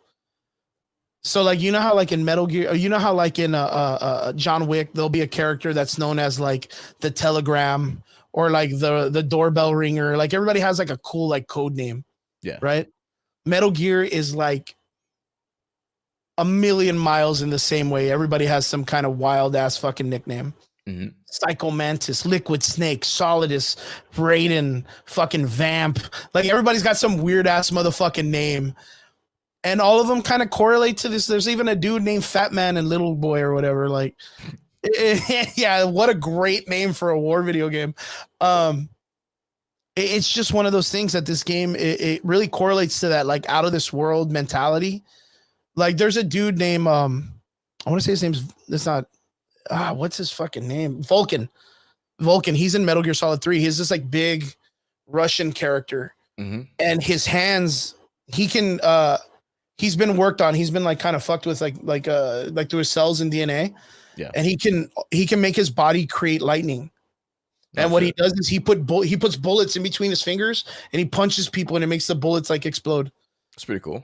And you're like, oh fuck, that sounds wild as shit. But he likes wild. dudes and he does really awkward things with guys in it. And you're kind of like, yeah, you see like and that's how it hits you in the game. You're just like, wait, what the fuck did I just see? I was watching this guy beat the shit out of dudes with lightning bolts. Why is he grabbing this dude by the crotch? What the hell am I watching?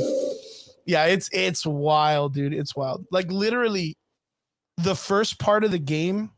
Yeah, look at Mark. Mark's like, what the fuck? Yeah. Normally you just, you put your blinkers on, you wait for the light to turn green, then you'll make that left. But Chris, he just blows through the stop signs and just makes that straight left. Like you weren't even gonna like prepare us for that, you're just gonna just straight into literally, I think what was funny is Robert put it in our group chat earlier. There's literally like a 15-minute ladder climb. That while you're climbing up, like the music like just starts to crescendo a little bit, and then it's the snake eater theme, and then it like you reach the top and you just that's it. Like you literally just climb a ladder for 15 minutes. Like you that I cannot bullshit you that. Like I can't bullshit you that. Yeah. Like it's wild. What else? There's a guy named Revolver Ocelot. Yeah. I don't even know what to say about him. He's a really good character though. There's like it's just like I said, there's just so many twists and turns, but what makes it even wilder is all of the new games correlate to the little Nintendo game from like 1987, 1982, Okay. 1983. So like when you were playing that game, there's no fucking way that game is that deep. Yeah. Like the Nintendo game, there's no way it's that deep. Like to where it's like Russia gets 2 small nuclear weapons, and on the way out, one of the dudes in their handheld, like a bazooka nuclear, like fucking straight out of Starship Troopers. And while they're going out in the helicopter, one of the dudes that's Russian fires one of the nukes just to test it out, like right into Russian territory with an American-made weapon. Yeah, he's just like, fucking, why not, dude? It's a nuke. Let's see what this bitch has got. And from there, you find out that one of the characters defects to the Russians, who is an American soldier. And then that starts the story. The Americans are trying to send Snake to go kill his boss. So we just have double agents just running around doing a whole bunch of malarkey. Just wild shit, dude. Wild shit. So are you PC. buying the game? Yeah, I'm going to buy the game for PC. All right, there we go. Yeah, more than likely, I'm going to buy the game for PC. Even though I know the story, I'm still going to watch it. Yeah. But you know what made me super happy is how many people were so enthralled to see that they were doing a remake. Even though I know that probably the majority of them probably have never played the fucking game in their life. Like, you know what I mean? Because it's like you said, like, you're a pretty good avid video game person yourself. So I know you keep up with video games, and for me to hear you say like, "No, fuck that, I've never played that game. I'm not even gonna touch it," and it'd be like at least one of like the top 5 video games ever. Like, yeah. For me to hear you say it, I'm kind of like, okay, like I can justify herd mentality that there's a lot of people out there that play video games that are like, "Fuck that, I ain't got the patience for that shit." That's like me and Resident Evil. Like I don't play Resident Evil games. Now, see, I'm that way about Resident Evil. Yeah, like, yeah, you're real heavy about it, right? I'm not that way about Resident Evil. But But like no, story, again, I'm totally fucking with you because I know how much this means to you. So I just love fucking with you and poking at you. But what I have been excited for is, of course, the Metal Gear Solid film. That's what I'm a little bit more hyped about, but I'm a little bit worried. But you know, after Last of Us and like the Mario Brothers and Tetris too, like, you know, the way that people are starting to respect the IPs more when they're coming into the live actions, I'm kind of like, okay, I'm about this. I can be about it. So the thing is like I said, if there's anything that's ever made the Metal Gear Solid story so special, is the story itself. But that's very equal to if anybody never played those games, but when they got the PS5, everybody bought Death Stranding. Like, and if you play Death Stranding, you're kind of like, wow, that story's fucking crazy. I mean, yeah, it's out of this world because it deals with like people that live in a weird world with like, you know, a bunch of sci-fi shit behind it. But if it's that thorough when it comes to the storytelling about a made up fantasy world, you could assume that if you made it about like the military industrial like market and all that stuff about wars and soldiers and all that stuff, that's a little bit more easier to research. That, man, it'd be a wild story, and it by far it still is. And if you play Metal Gear Solid 5, I still want justice for Solidus, man. That's all I gotta say. # justice for Solidus. I would love to make that a popular thing. That was like one of my favorite characters in the franchise. Yeah. And in the last video game 5, they didn't even mention him, and that was like his prominent time in history in the video game. But it's because the video game was just rushed. Metal Gear Solid 5 was very, very rushed. The story, there was a lot of stuff that was gapped in the stories. If anybody ever needs, or anybody that's a Metal Gear Solid fan, if you're out there, join our Discord, jump in there, and I'll talk Metal Gear Solid with you all this time if you want to do it. And then I'll definitely ask you the question. Yeah, Brian as well. will jump in there and be like, none of you guys are fans. You ain't gotta buy this shit. You guys are fake fans. You guys aren't fans. Can't wait for Fortnite to release a skin so they can be like, that's the guy from Fortnite.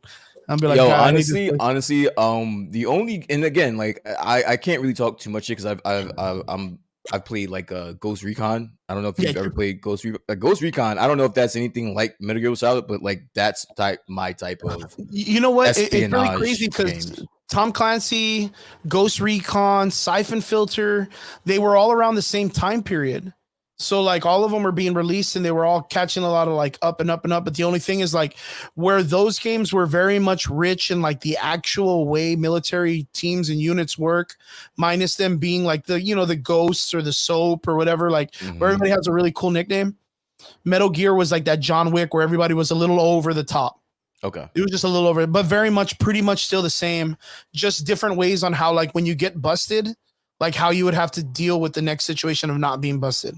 Yeah. And then of course, like being that it's a Japanese game, it had its little like quirky, like Japanese, like Easter eggs that they would put in the game that you could do that were pretty funny.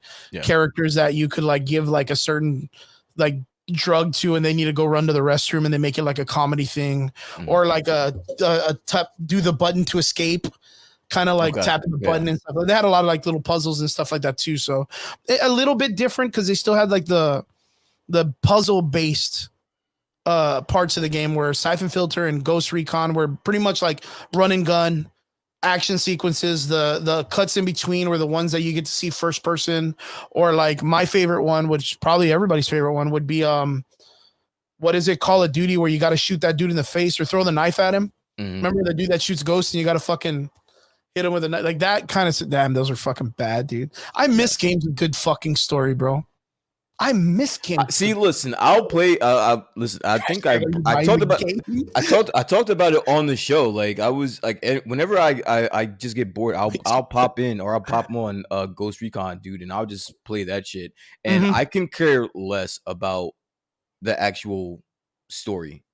It's literally just give me some high powered action assault rifle and just let me go to town, bro. Get the fuck out of my way. Preach that shit. That's what I miss about it, dude. Those are what I miss about it. Even with fucking Gears of War back in the day, dude. Like Gears of War is my shit too, bro. That was a fun game, man. Look, that was a really fun game. JD, what's up? Good to see you in the comment section. My dude says, make Superman dead again. He hates Superman so much. It's like an everyday thing. He'll message me and just be like, hey, good morning, Chris. I hope you're having a good day and let's get Superman dead today. What did Soups ever do to you, JD? Soups is cool, man. Like him. Mark says, hashtag, are you buying the game? No, it's hashtag or it's solid as fucking God, man. Get my side. I can't wait. I can't wait till Trix hears this and he's gonna come straight at me in the chat. He's gonna be like, oh, bro, MGS is gonna be amazing. I'm gonna be like, no, not today, man. JD says, bro, MGS is I'm gonna buy. I'm happy to play the new gen or on new gen.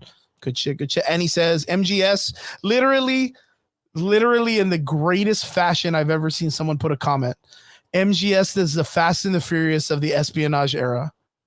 Like that's the easiest way to put it. Easiest way to put it. It's bonkers, dude. By far one of the bonkers. There is a trailer, and you can watch this, where a kid has a 3.5 millimeter jack in his chest. Like he just has it in his chest that he's got headphones and he just slides that bitch into his chest. Does it play things? I can't remember. It was so out of this world, but he has it and he's a character in the game.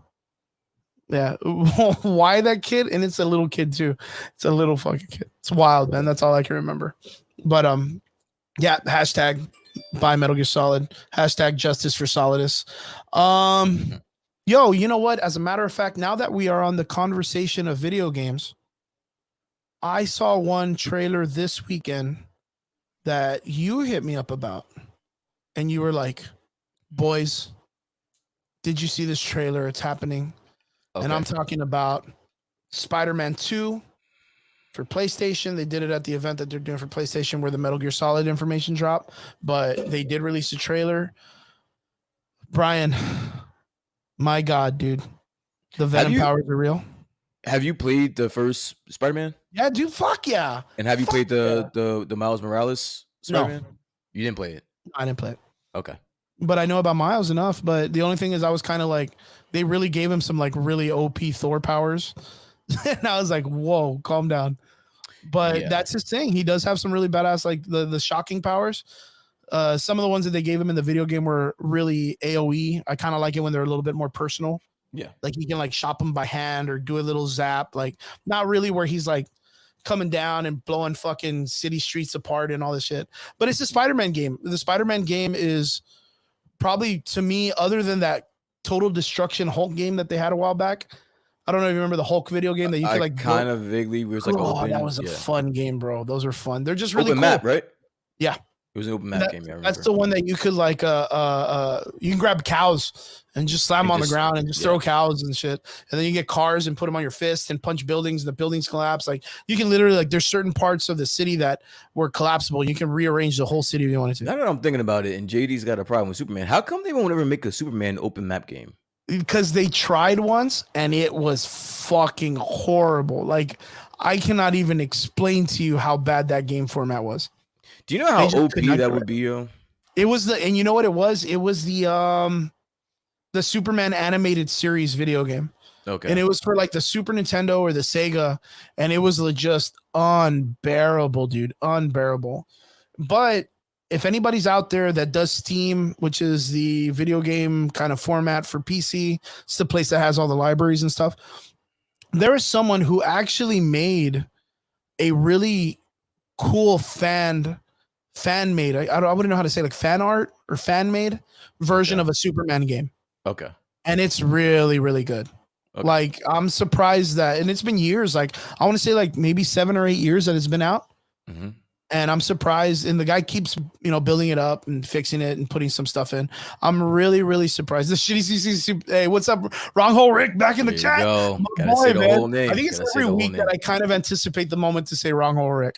Love it, man. That fucking name still kills me. It's never yeah, the funny. 64. He remembers, dude. He remembers. It was such a horrible game.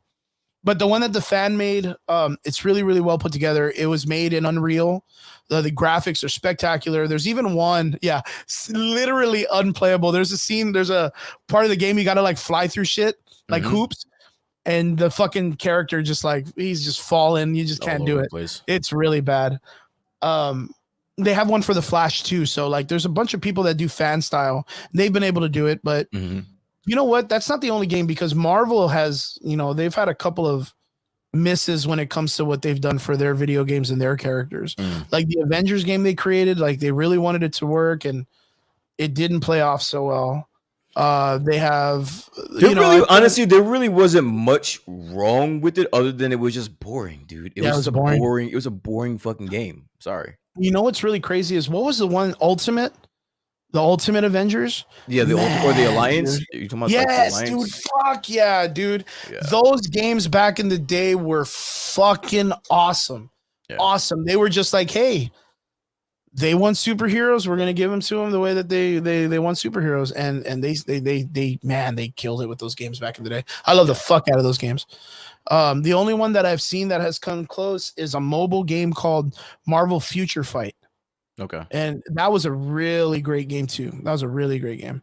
But like the newer games, I don't know. There's just something about it that they're like, okay, cool. Like the Avengers, I think it followed like the Destiny format, right? Where it was like the same level over and over again. You can just get more higher gear or whatnot. And you just got to keep playing it and get loot. And then he made the Midnight Suns. Midnight Sun is very much like Exom or Zomex or something, which was like the alien. I don't know if the Midnight Suns ever came out, but I know Nemesis was a good one too, man. Guardians, the Guardians game. The Guardians I heard was really good. Yeah, the Guardians I heard a lot of people had fun. I think a lot of people said it was just short. Yeah. Like the story was like you were able to get through it and there was no like multiplayer. It was literally just dedicated to just single player. What is up, Ham? It's good to see you, my dude, in the comment section, my guy, man, doing them video game things. As a matter of fact, the man of the myth, the legend, video game talk right now. Yeah. So getting back to SpiderMan 2, what did you think? What did you think of the trailer? I thought it looked good. There was only one thing. I kind of felt like you can tell me if it feels kind of weird, right? What? But did the powers of Venom look kind of chunky, like a little thicker than normal? No, it looked. I was a huge fan of what I saw. I'm not gonna lie to you. Okay, so you dug it. There was something about it that it was like when he would like the arm would come out. It looked super huge. Where I'm used to it looking like the spider webs, but in the symbiote, it just looked very tentacly. I don't know. Okay. I'm very scared of like the tentacle stuff, man. You know, it's kind of tentacle things, man. Don't want nobody hurting my boys. You know what I mean? But yeah, it didn't look like the traditional way that they draw like the symbiote spider webs, because originally I used to think like when they first created it, it was just that he doesn't shoot spider webs anymore. The symbiote would just come out and attach itself, and he would use that as his webs. And that's why Venom Eddie Brock never had to use like the spider web material like Spider-Man did, right? Yeah. But overall, it looked fantastic. Dude, that one scene, you know what? As a matter of fact, what are some things that you're excited for? I'm going to try to see if I can find the trailer, and I'll play it here for you guys right now. I'm excited. You know what? I specifically asked you if you played the Miles Morales game because I think they could have done better. I think whatever they lacked in that, they can make up for it in this game, even though it's not a Miles Morales game. But there is from what I'm hearing, you can actually alternate between Peter and Miles simultaneously in this game, which I think is pretty cool. Oh shit! I like that they're giving you that option. So if that's true, I'm looking forward to that aspect of going back and forth.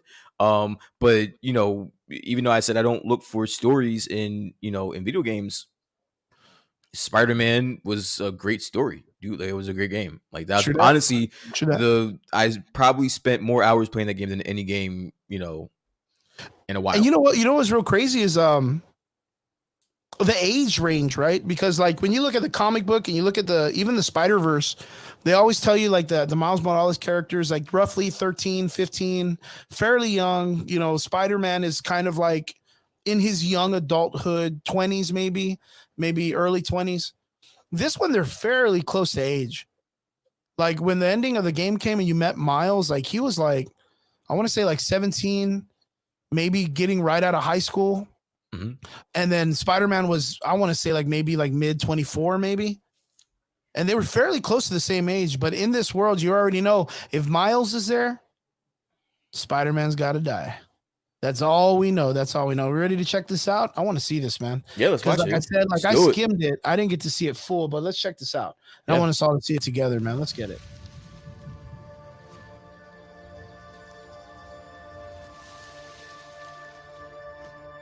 Is this fuckboy? No, I'm just kidding. Is this one of those guys that has a podcast that talks about how men need to be men, or what? I think it's Craven. Yeah, it's probably Craven. Like, I think he's the big bad in this. Is that what we're going with? I think so. Okay.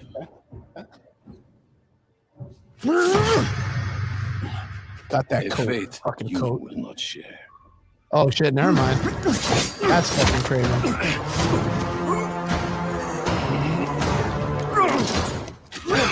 I've been in your shadow for hours, but you sense nothing. Pathetic.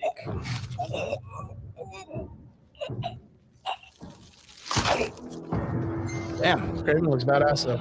Yeah, dude. That was like right out of like when we were kids and we were reading the fucking comic book. Like that's literally what he looked like. For an equal, and this is what you find, sir. Perhaps a new hunting ground. Yo, what company did got Wi-Fi with? I want to know. So this guy getting into the jungle, I gotta get some shit. He's gonna hunt all these motherfuckers. Oh, he's gonna just hunt everybody. I wonder if that's what they're gonna do with his character, where he's just like taking everybody out. I hunt humans. It's just what I do. There's a dude that looks like a giant crocodile. Fuck, I want that.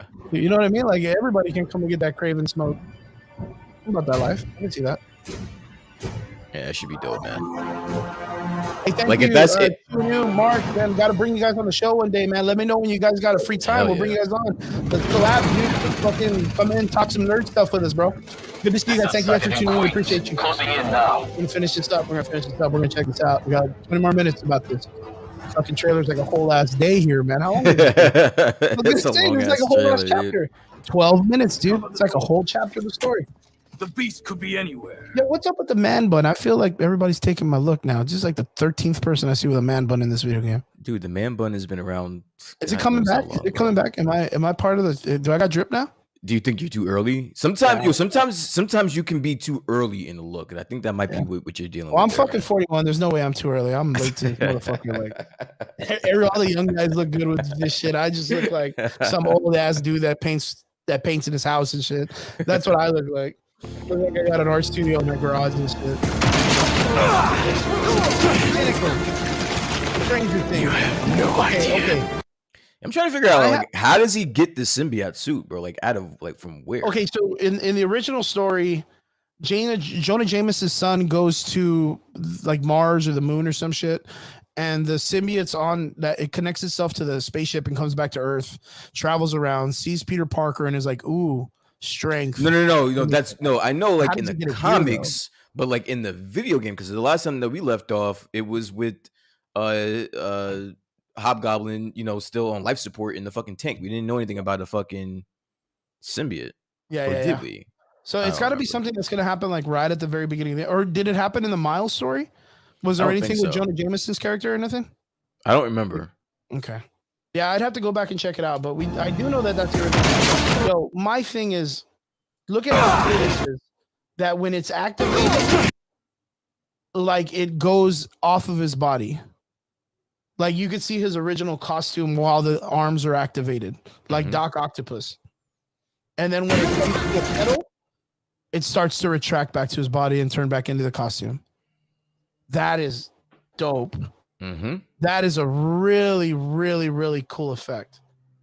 So to me, watching this, I think when the video game is happening and you're going to have to be probably Miles fighting Peter to get it off of him, you're going to have to attack him when he's in the expanded mode, when the symbiote's out and his body's open. You're going to have to, because he's going to have to weaken him to loosen the symbiote probably. That's a cool mechanic. That's a really, really cool game mechanic. JD says, gonna stream, but my Spider-Man comment stands 100%. How does Craven stand a chance against a fucking symbiote? Like they, whatever. Dude, that guy just choked a dude by standing up and just pulling him up in there. That other dude looked pretty stout too. Like Yeah, that's a lot of power. that guy sucks though. Yeah, Craven. Yeah, because I mean, Not Craven, the guy that he killed. Oh, the other obviously. dude? That guy sucked. The other dude. I mean, he's just a good hunter. I don't know what fucking superpower that is. Yeah, that's just Joe Rogan's superpower of hunting bison with a bow or whatever. Yeah, Joe Rogan versus the symbiote ain't gonna be nothing. You have no idea. This whole lizard hunt ends now! Okay. Leave Connors alone! Oh, you know what? It's fucking amazing. So, Ham, if you're still in the comment section, isn't that the attack from Venom in the video Leave game? Connors alone!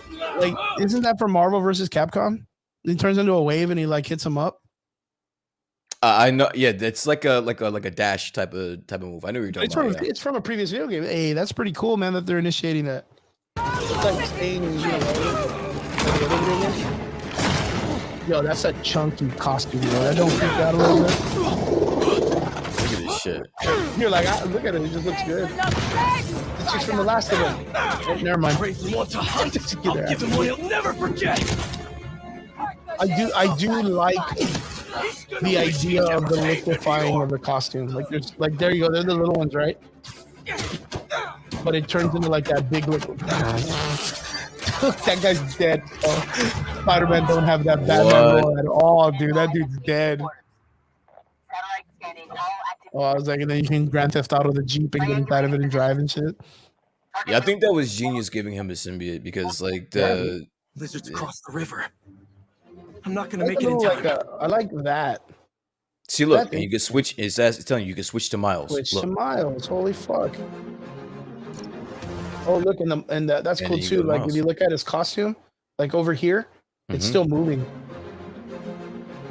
Yeah. You see that? Wow, that's detail, man. That's like someone should have got a raise for that shit. I'm on it. Sounds like Craven's checking off. Screenshot. Much Wow, I time. fucking Awesome. love Spot. That's dude. I remember I had this chat game and later? I beat the fuck out of it, right? And I Dude. thought, while playing it and doing, oh, that's so rad. I'm gonna play the fuck out of this game, bro. Fuck, Just dude, lose at that the is fish so market. cool, man. Must be The sushi night. wingsuit. You still got that hunter throwing? Yo, there's no way this does not be. But Yeah, Game this of the is year. gonna win. This is gonna See you win there. some shit. This is gonna win some shit. That's all I gotta say. I don't even give a fuck what. It's gonna This win is gonna everything win some for a shit. bit. Yeah. One I think easily too. I don't know if there's Oh, gonna be another dude, game you know that what's beats this. fucking crazy? Like, I'm gonna go back. guess I remember playing the first Spider-Man game, the one that just came out for the PS4. I'm and not 5 gonna or make it whatever. in time. And I remember, like, I beat the game, and I would still get on Miles, just to the swing hunters around tracked Connors to the city for Harlem like Fish. Dude, hours. I'm telling you, like that's one of the games I still go back to just to swing around. You don't have much time. Move. Just to do that. Guess we'll chat And you know later. what? In my mind, I used to tell myself, if I never visit New York City or Manhattan, I will at least know what kind of effect it has on people when I go through. It this. is honestly, it's very Very obviously, clean. it's very accurate as to what New York looks like. It's really tough hiding it from my mom, but yeah. So impressive. I'll dude. boot up and Fuck, see you dude, there. that was so good. Okay, we're gonna go past this. He's Let done. me see some Miles Morales gameplay real quick. Fuck this guy up. Yeah, I don't know what that was. Get that. Yo, he just let that shit fall to the ground though. Like everyone knows you're there, Miles. Okay, tightrope work. Spread out. That's cool. Find the lizard. Don't engage alone. I'm surprised that they would have a trailer this long. Yeah. Well, this is gonna be what they did for that convention, the PlayStation one. So Never saw it coming. I just love all that. Like this is, you know what? This is very close to that Metal Gear shit. This is espionage pit. This is it right here. Fucking Thor powers activated. Goddamn, dude. He was just Hadouken that guy. He just literally Hadouken that guy. He hit that dude with a Street Fighter riding move, man. Right. Okay, Where are you, Connors? do you really think a character like that needs Peter Parker for mentoring? This motherfucker just lit everybody up with bolts of I lightning. think that's after the mentoring. Like they're like equals at this point. Okay. I think. Yeah, that makes more I sense. think the mentoring is over because this guy clearly doesn't need much. Dude, he cleared the fuck out of that room. Easily too. It wasn't. Yeah. It wasn't hard either. He really took Yeah, them out really Spider-Man, quickly. Peter Parker doesn't even need to call Thor no more. This dude literally Hadouken someone 5 minutes ago. Like, you know what I mean? He literally Hadouken someone. That's nuts.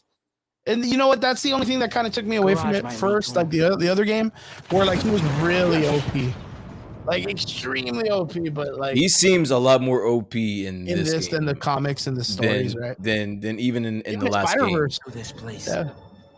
But even in the last game, I didn't think he was that OP. Yeah. Personally, That was this looks strong like shit. no. This looks like he just like you just said. He just hits somebody with a fucking Hadouken, bro. Like Yeah. I don't know. He has it, and the lightning is almost like a huge projectile. Like, you know what I mean? It's almost like a Thor lightning bolt. Like he can literally like storms powers and shit. Where before I thought it was like little shocks and shit, like little like send them. Yeah. All right. I'll probably fast forward this part because it just looks like just walking around. I don't want to try to ruin the game. I was gonna say you don't even have to play the whole thing. You know, I mean, I shit, man. I've seen everything I want to see. I kind of want to save it for when I play. To be honest with you. Yeah, I was gonna say. I don't even think that I watched this entire thing. Like I watched like. Look, so the I don't. Even, first I part. think he has that Falcon that's set up for him. He's probably really wired. And he's a smart cat. And there's Peter, looking like a villain. Whoa. Hey, man. New threats? Building swarming with hunters. Any sign of Connors? But he's You're more right, aggressive buddy. now, right? Yeah. Genki's tracking him. Hey, Mr. Parker. Mr. Spider-Man, I mean. But the date isn't complete. Oh, I guess that's his like man on the desk or whatever. Probably rewired a think I got a burner, lock. being his eyes Wait, in the sky you chill. kind of thing. That wasn't me. Me neither. I just I want don't to even have a stomach, so. see some shit. Oh, that's Connors, dude. That's Connors. That's gonna be the lizard man. I want to see how it goes. Green Arrow. No, I'm kidding you.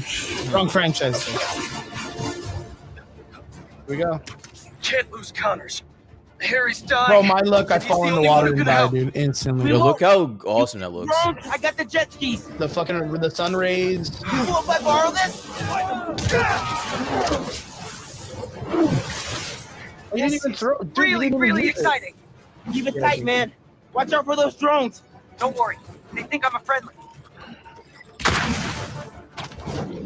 Yo, I like that. The color scheme for the Yeah. that was really good. Bright, it's visually impairing, so you can see it really well. Like it's not hidden like most games when they just like fucking camouflage that shit with the color scheme.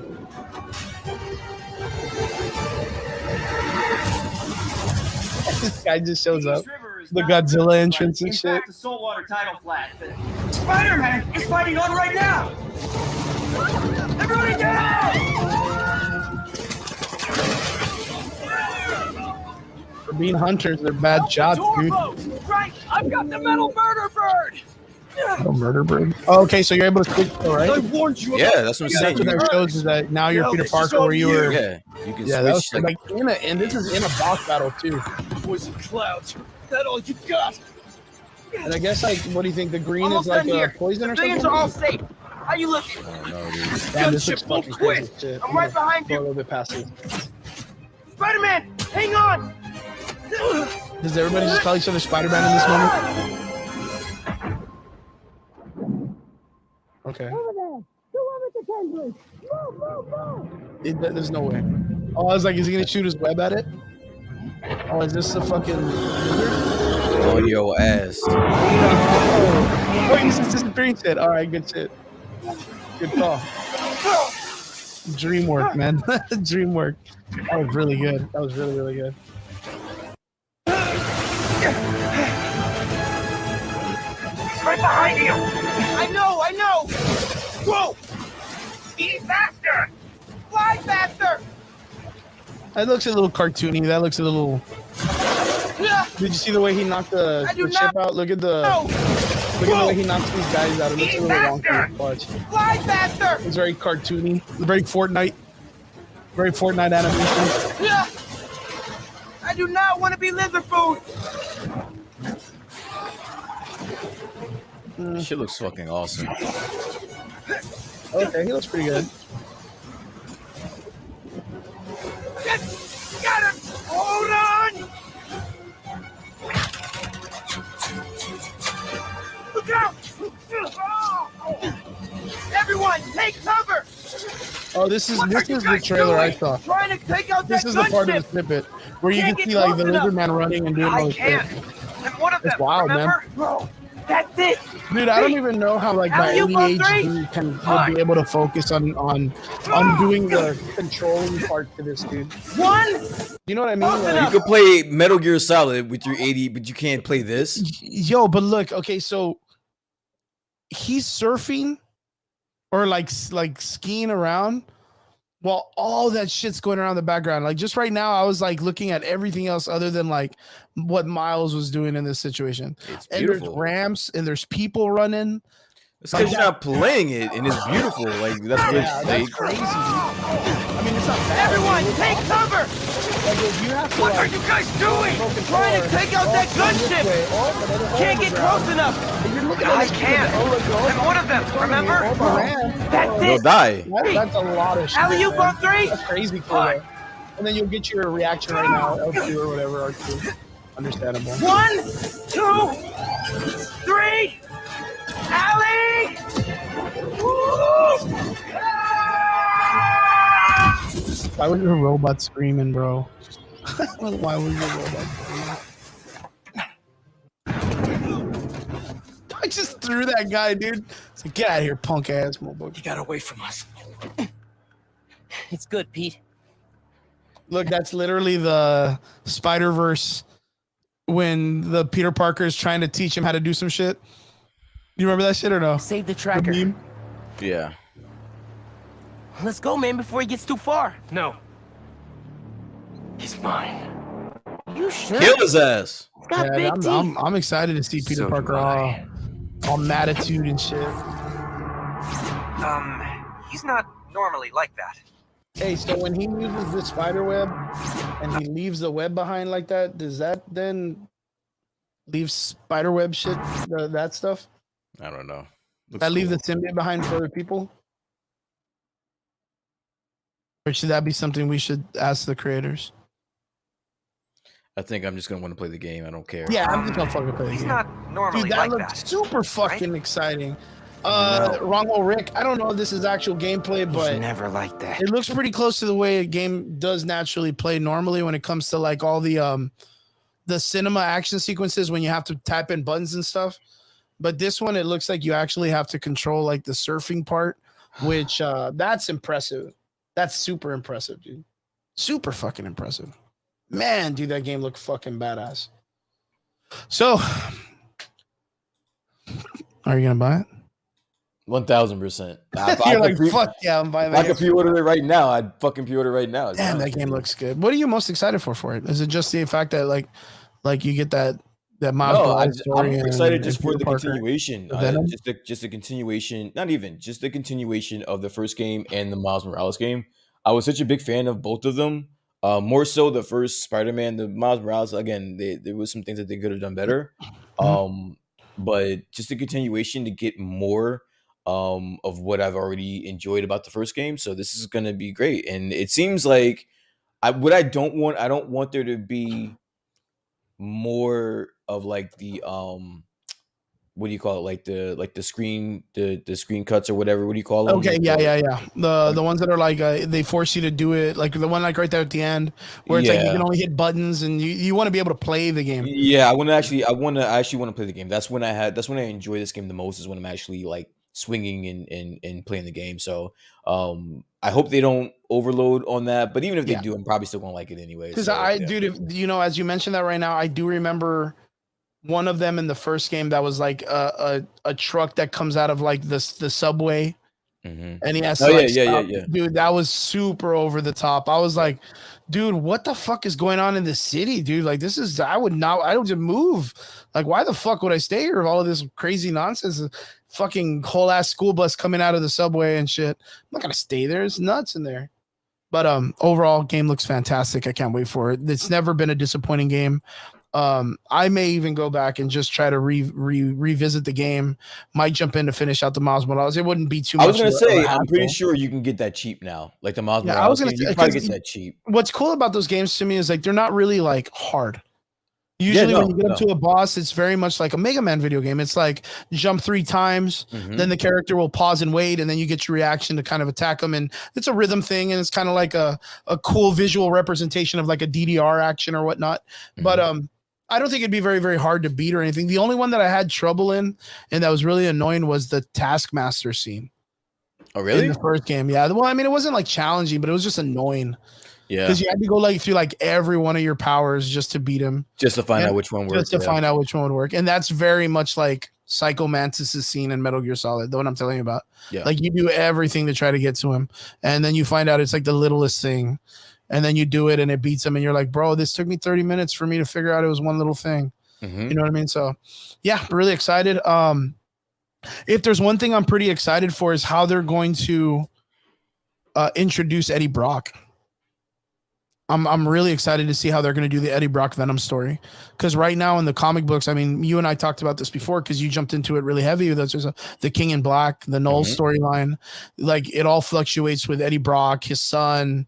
We're about to break into it with the video game format, the very, very like footprint of like all of that craziness. And then we know, of course, that Sony isn't going to give the rights to Spider-Man anytime soon. So they're going to build this story into what they're going to try to push for, like getting people to want to see the movies. And we know for sure that Sony is in the market to be like, yo, if we could do a fucking Morbius movie, we could definitely do a Null movie.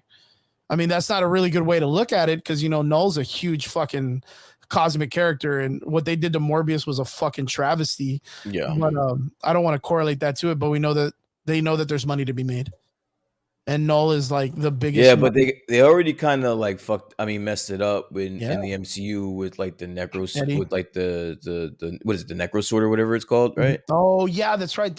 From Gore the God Butcher. Good fucking call. I couldn't even remember that. Goddamn. Yeah, and that sword plays. It's literally one of like the biggest weapons in the MCU universe, because later on Loki gets it after he's fighting King Thor. Like it's all over the place in the comics, dude. That thing literally killed Galactus. It was the weapon that cut the head off of the Celestial that the Guardians were riding around in the fourth movie. It's so crazy to be like, yo, that's where we're at in the MCU. Like they're riding around in it as a spaceship, and Gore's fucking God Butcher sword, like literally was the one that cut that, which was a piece of Null, who was the god of Venom, who is connected to Spider-Man. Where it's, dude, I love the what's it called? The 10 degrees of Kevin Bacon. Is that what they call it? That was a 9 degrees. Yeah. I think it's like something like that. I love that part of where the MCU is right now, even though like, there's a little bit of problem and shuffle around, but I love knowing that we are that far into superhero films, into the genre that we can do that, even somewhat with the DCU universe. But yeah, man, super excited. Spider-Man looks fantastic. Can't wait to get it. For sure gonna buy it. 6 Degrees. Thanks, Rick. Thanks, Wrong Hole Rick. I gotta say his whole name. I can't just You say have Rick. to. That's a travesty to It's say religion. It's religion Yeah. now at this point. Yeah. Straight to, man. That was excellent. Yeah, pretty much. That's almost done for the show. I have one thing before I have to ask. I want to get your opinion on this because we talked about it a little bit before this, and we were really excited about it. Did you get to watch Haney versus Lomachenko? I did. Yeah. I saw that bullshit. I thought it was an exciting fight. Masterful from both guys. How did you feel about it? Like I said, I saw that bullshit. Oh man, we're gonna get right into it. I mean, there's nothing why beat around the bush, man. They robbed my boy Lomachenko, and they did it because the money's in Haney versus either Shakur Stevenson or Tank Davis or that's Tank a really, Davis. really, really good point. The Shakur, and I noticed how fast they brought that dude on stage. The Shakur guy. Yeah. But that was the point. Yeah, I can see that. I didn't even think about that shit. Everybody thought that it was going to be that Loma was going to be a tune-up fight, and it wasn't. He ended up winning that fight, and for me, it was kind of like unanimous. Like it wasn't even close, to be honest with you. I can see that if you were going to give the fight to Haney, the scorecards need to be a lot closer than what they were. I'll leave it at that. It's like, no matter how good a division may get, listen, boxing goes through droughts, but then they ultimately come back around and get like, some really good fighters. Yeah. And then it's like, it's on like, it's clocked out. It's like timed out. Every time that you finally get some good fighters, some bullshit happens. Like some weird fight happens, and it's made out like this. I remember off the top of my head, the Triple G and the Canelo fight.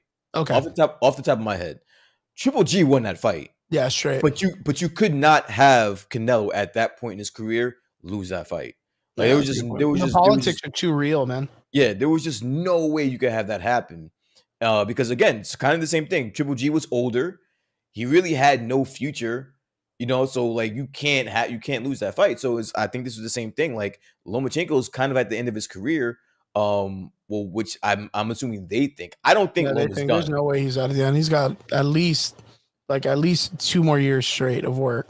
And if he's fighting like that against Devin Haney, he can still keep it going. I'm not saying that he could beat Tank or he could beat Stevenson, but I do think he deserves to be in the conversation. Yeah, most def. What did you think? What was your analysis on this? So I was watching the fight in the Discord with Rob. Yeah. And I was giving him, me, I give commentary like throughout the fights, telling him what I'm thinking. It's, I've been surrounded by this shit like my whole life. So I told him right when the fight ended, I was like, damn, dude, like this can go either way because Lomachenko did not push the last round. Like he slowed his pace because in my mind, I think he thought he won that fight. So he coasted because Haney wasn't going to change his strategy, which was the strategy was every time Loma decides to try to make an angle or push past the cut, shove the body weight towards him, close the distance, clinch up. And then he would try to catch him with a body shot every time he tried to cut a corner on him, which was like his famous one is he always cuts to the left side with a really big angle cut. So he tried to throw that left hook to the body real quick, which he was landing a couple. But after, I would say like the first 3 rounds of him getting it in there very well, Lomachenko started to notice it, and that's when he started picking up in the 5th and in the 6th. But Haney, to me, I think he won the beginning rounds. I would say like 1 through 3, he did fairly well. He put his weight into a lot of punches, put a lot of effort into his work, stuck to the game plan, but he didn't have anything past that strategy-wise.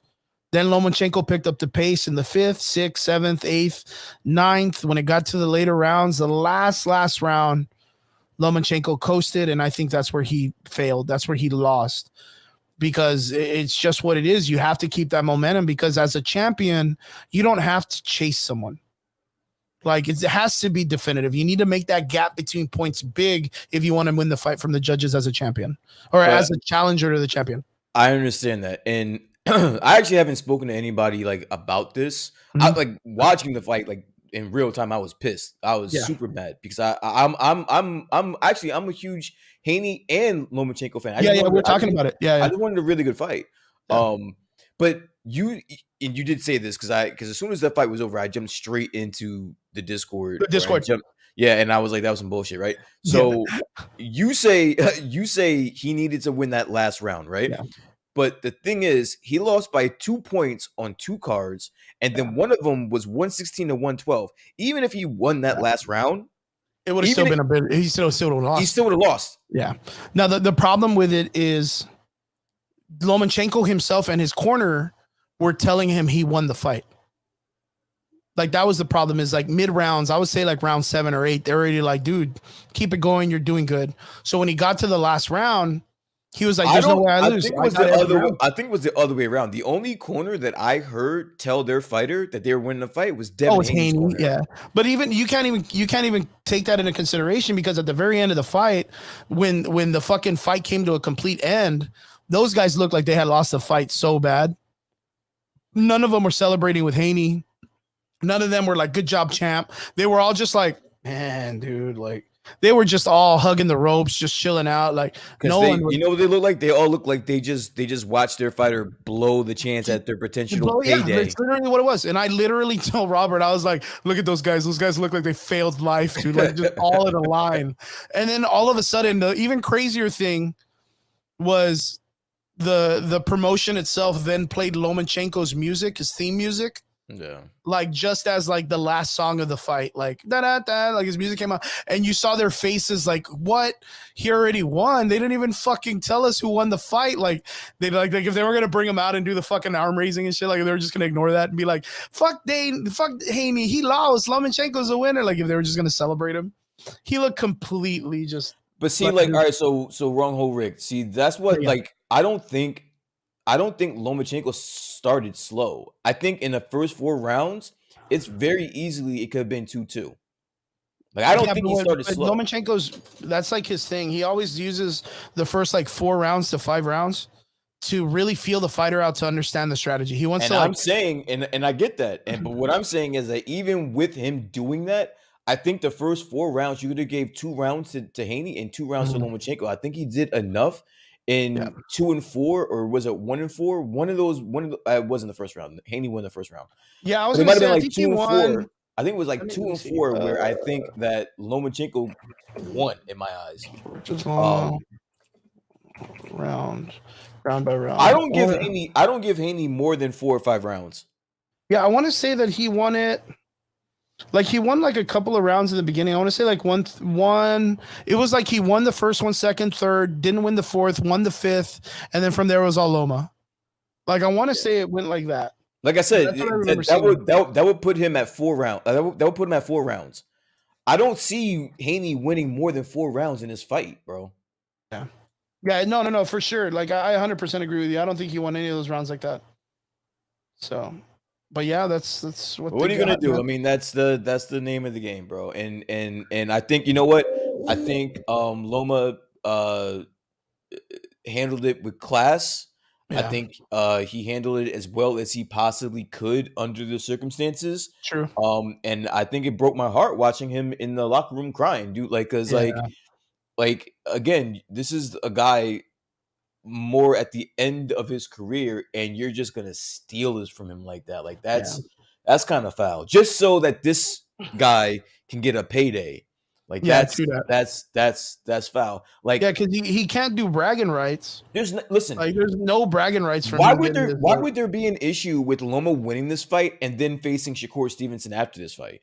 Yeah, it would be a good fight. It'd be a good matchup. Like, people would pay to see that, especially if he just beat Devin Haney. Yeah, because I can guarantee the Shakur fight versus Haney, no one's gonna give a shit about. I think that Haney's stock decreased after watching this fight. Personally, 100%. So. His value just literally dropped. And then not only that, so today, I think just today, Lomachenko appealed the loss. He's been trying to appeal the loss. He said he was going to do it. He went and sent letters and all this stuff. But you know what? I found out that it's not to appeal the loss. he's gonna appeal The judges. the camp for him to stay number one That's opportunity, right. because that's gonna give him a rematch. A rematch. 'Cause So he wants to rematch him. and I was just about to say that the worst thing out of everything that I saw that night, it wasn't the fact that he Amy's lost. corner. It wasn't the fact that he lost. It wasn't the fact that that one judge scored it 116 to 112. It was the fact that when Devin Haney's father was in the interview, did like a post fight interview, he said that he would not give Lomachenko a rematch because it wasn't that close. That to me, instantly, you know that dude lost that fight. That to me was just like, come on, bro. Like, you don't have to do that. Like, you don't got to do that. That's to me knowing that the person know they lost that fight. Yeah, they know they lost that fight because that's the equivalent to them trying to act like they didn't get hit. That's like dudes when they get popped and they're just like in the ring, and you're like, no, you got hit, dude. You don't got to fake it. Like, we all saw that shit. Like, we all saw that Haney did not deliver. And that goes back to the way that he acted throughout the interviews all the way to the end.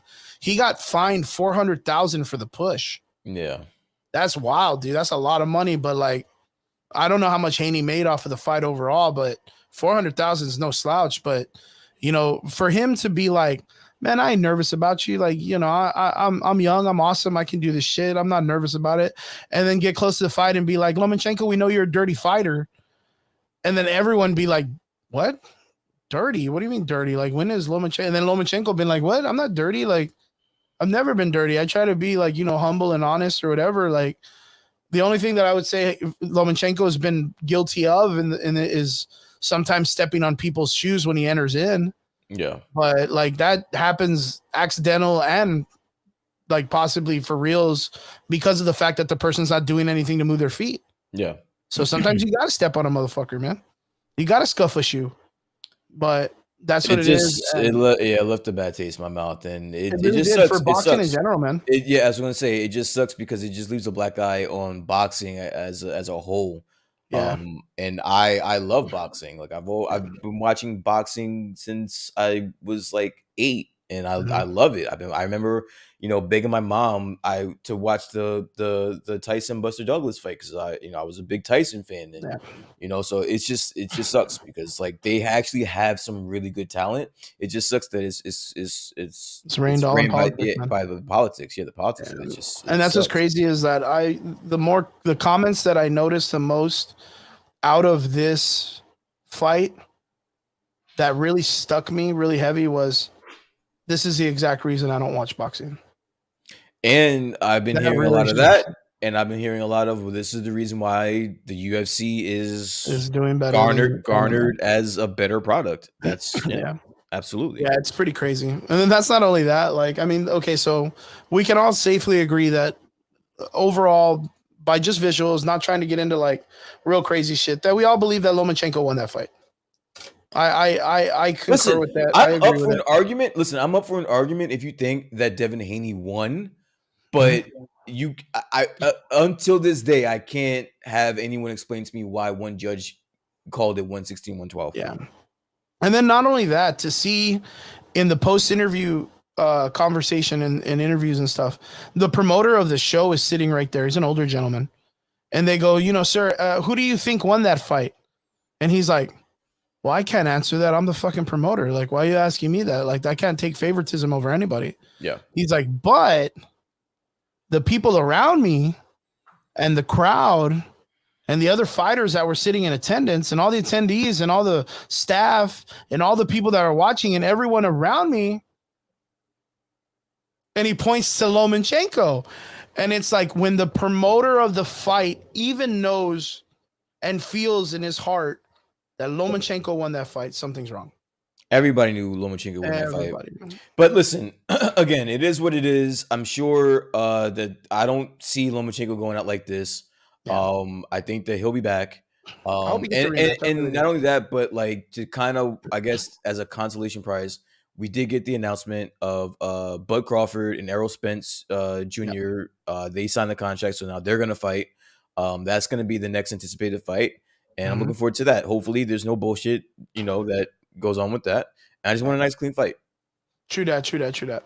If there's anything that I can expect and hope is that Lomachenko gets his rematch. I don't think it's going to have as much gas because we all saw blatantly that he could take Haney in this one. And then if you put him in a match against him again, he's just going to be more confident. I think Haney's the one that ends up doing a bunch of, stuff to try to win the fight that gets a little dirty. Mhm. But I think we get the fight that we want if there's a rematch, but I don't think it gets enough slack. I don't think it gets enough traction for what it is. I just think people aren't going to watch it. The only other thing that I can remember that kind of inspired me for the fighting world is the Tyson Fury, John Jones, the other guy, I forgot Back his and name. forth. Yeah, dude, that's real funny, man. Tyson Fury telling John Jones that he's the greatest fighter in the world and he could fight him and everything. And John Jones being like, bro, you do know you just do boxing, right? Like John Jones has been going at everybody. He was going at Francis. Yeah. Well, that was the whole concept. The reason why he jumped into that was because Francis had ran into Tyson Fury at a fight back, and they were like, dude, when you want to box, hit me up. And now that Francis is a free agent, he's out there, but he's asking for a fuckload of money though. He got a fight. He signed with some independent company, and they gave him a shitload of money. Yeah, he's got a fight. He's got a fight coming up. Yeah, he's got a fight coming up. Yeah. Well, good. He's an excellent fighter, man. But yeah, he told Tyson Fury he'd be willing to fight him in a boxing match. And then Tyson Fury came out and said, well, of course you want to fight me because I'm the baddest man on the planet. And John Jones is like, bitch, I square up. Like, where you at, man? You know what I mean? And John Jones is just a crazy motherfucker. He wanted to fight Francis. And now that he sees that Francis is getting like 21 million, he's like, well, where the fuck is my payday? Yeah. Why did they ever give me that money? I'm the greatest fighter in the world, which I'm not going to deny. John Jones is not the greatest fighter in the world. He's a motherfucking beast. That guy's an animal through and through. But I am anticipating the day for one of those top dog boxers to come to MMA and be like, I got your shit. I would love to see Tyson Fury versus fucking John Jones in an MMA fight. It would be horrible to watch. Yeah. Tyson walked all over that shit bag. That's funny. But yeah, straight up, good fucking weekend for fights and all that stuff. I was really impressed. I was impressed by both fighters. I think both of them put on a great show overall, but the overall ending was not what we came to part with. But overall, pretty good. Anybody out there, if you guys liked the fight, you guys checked it out, let us know in the comment section what you guys thought was the results and how you guys felt about it. And if you're going to be watching the rematch between Haney and Lomachenko if it comes around. Guys, if you're out there, I want to say thank you very much for tuning into the show this weekend. We really appreciate it, every one of you, for tuning in, as always, to our extraordinary listeners. I want to say thank you, and if there's anything in the comment section you guys dug, any of the video games, John Wick, Spider-Man 2, Metal Gear Solid, let us know in the comment section if you're going to get them. Guys, if you want to chat with us during the week, we have a Discord called The Average Boys with a Z. Discord channel. Jump in, come chat with all of us. We're all there hanging out, just talking shit, sending each other memes. We even sometimes watch special events like we did this past week for the Haney fight. Me and Rob were in there chatting and just watching fights, man. It was really, really cool. So if you guys want to, join us there. And if not, remember to hit us up during the week. If you have any questions or anything you guys like us to cover, make sure you guys hit us up in our Facebook. Don't forget to like us on all of your podcasting apps, Spotify, iTunes, and don't forget to share and tell your friends about us. Thank you guys very much. We appreciate every one of you. And we'll see you guys again here next Friday on the Average Boys podcast. It's always a pleasure. We'll see you guys. Be safe. Laters.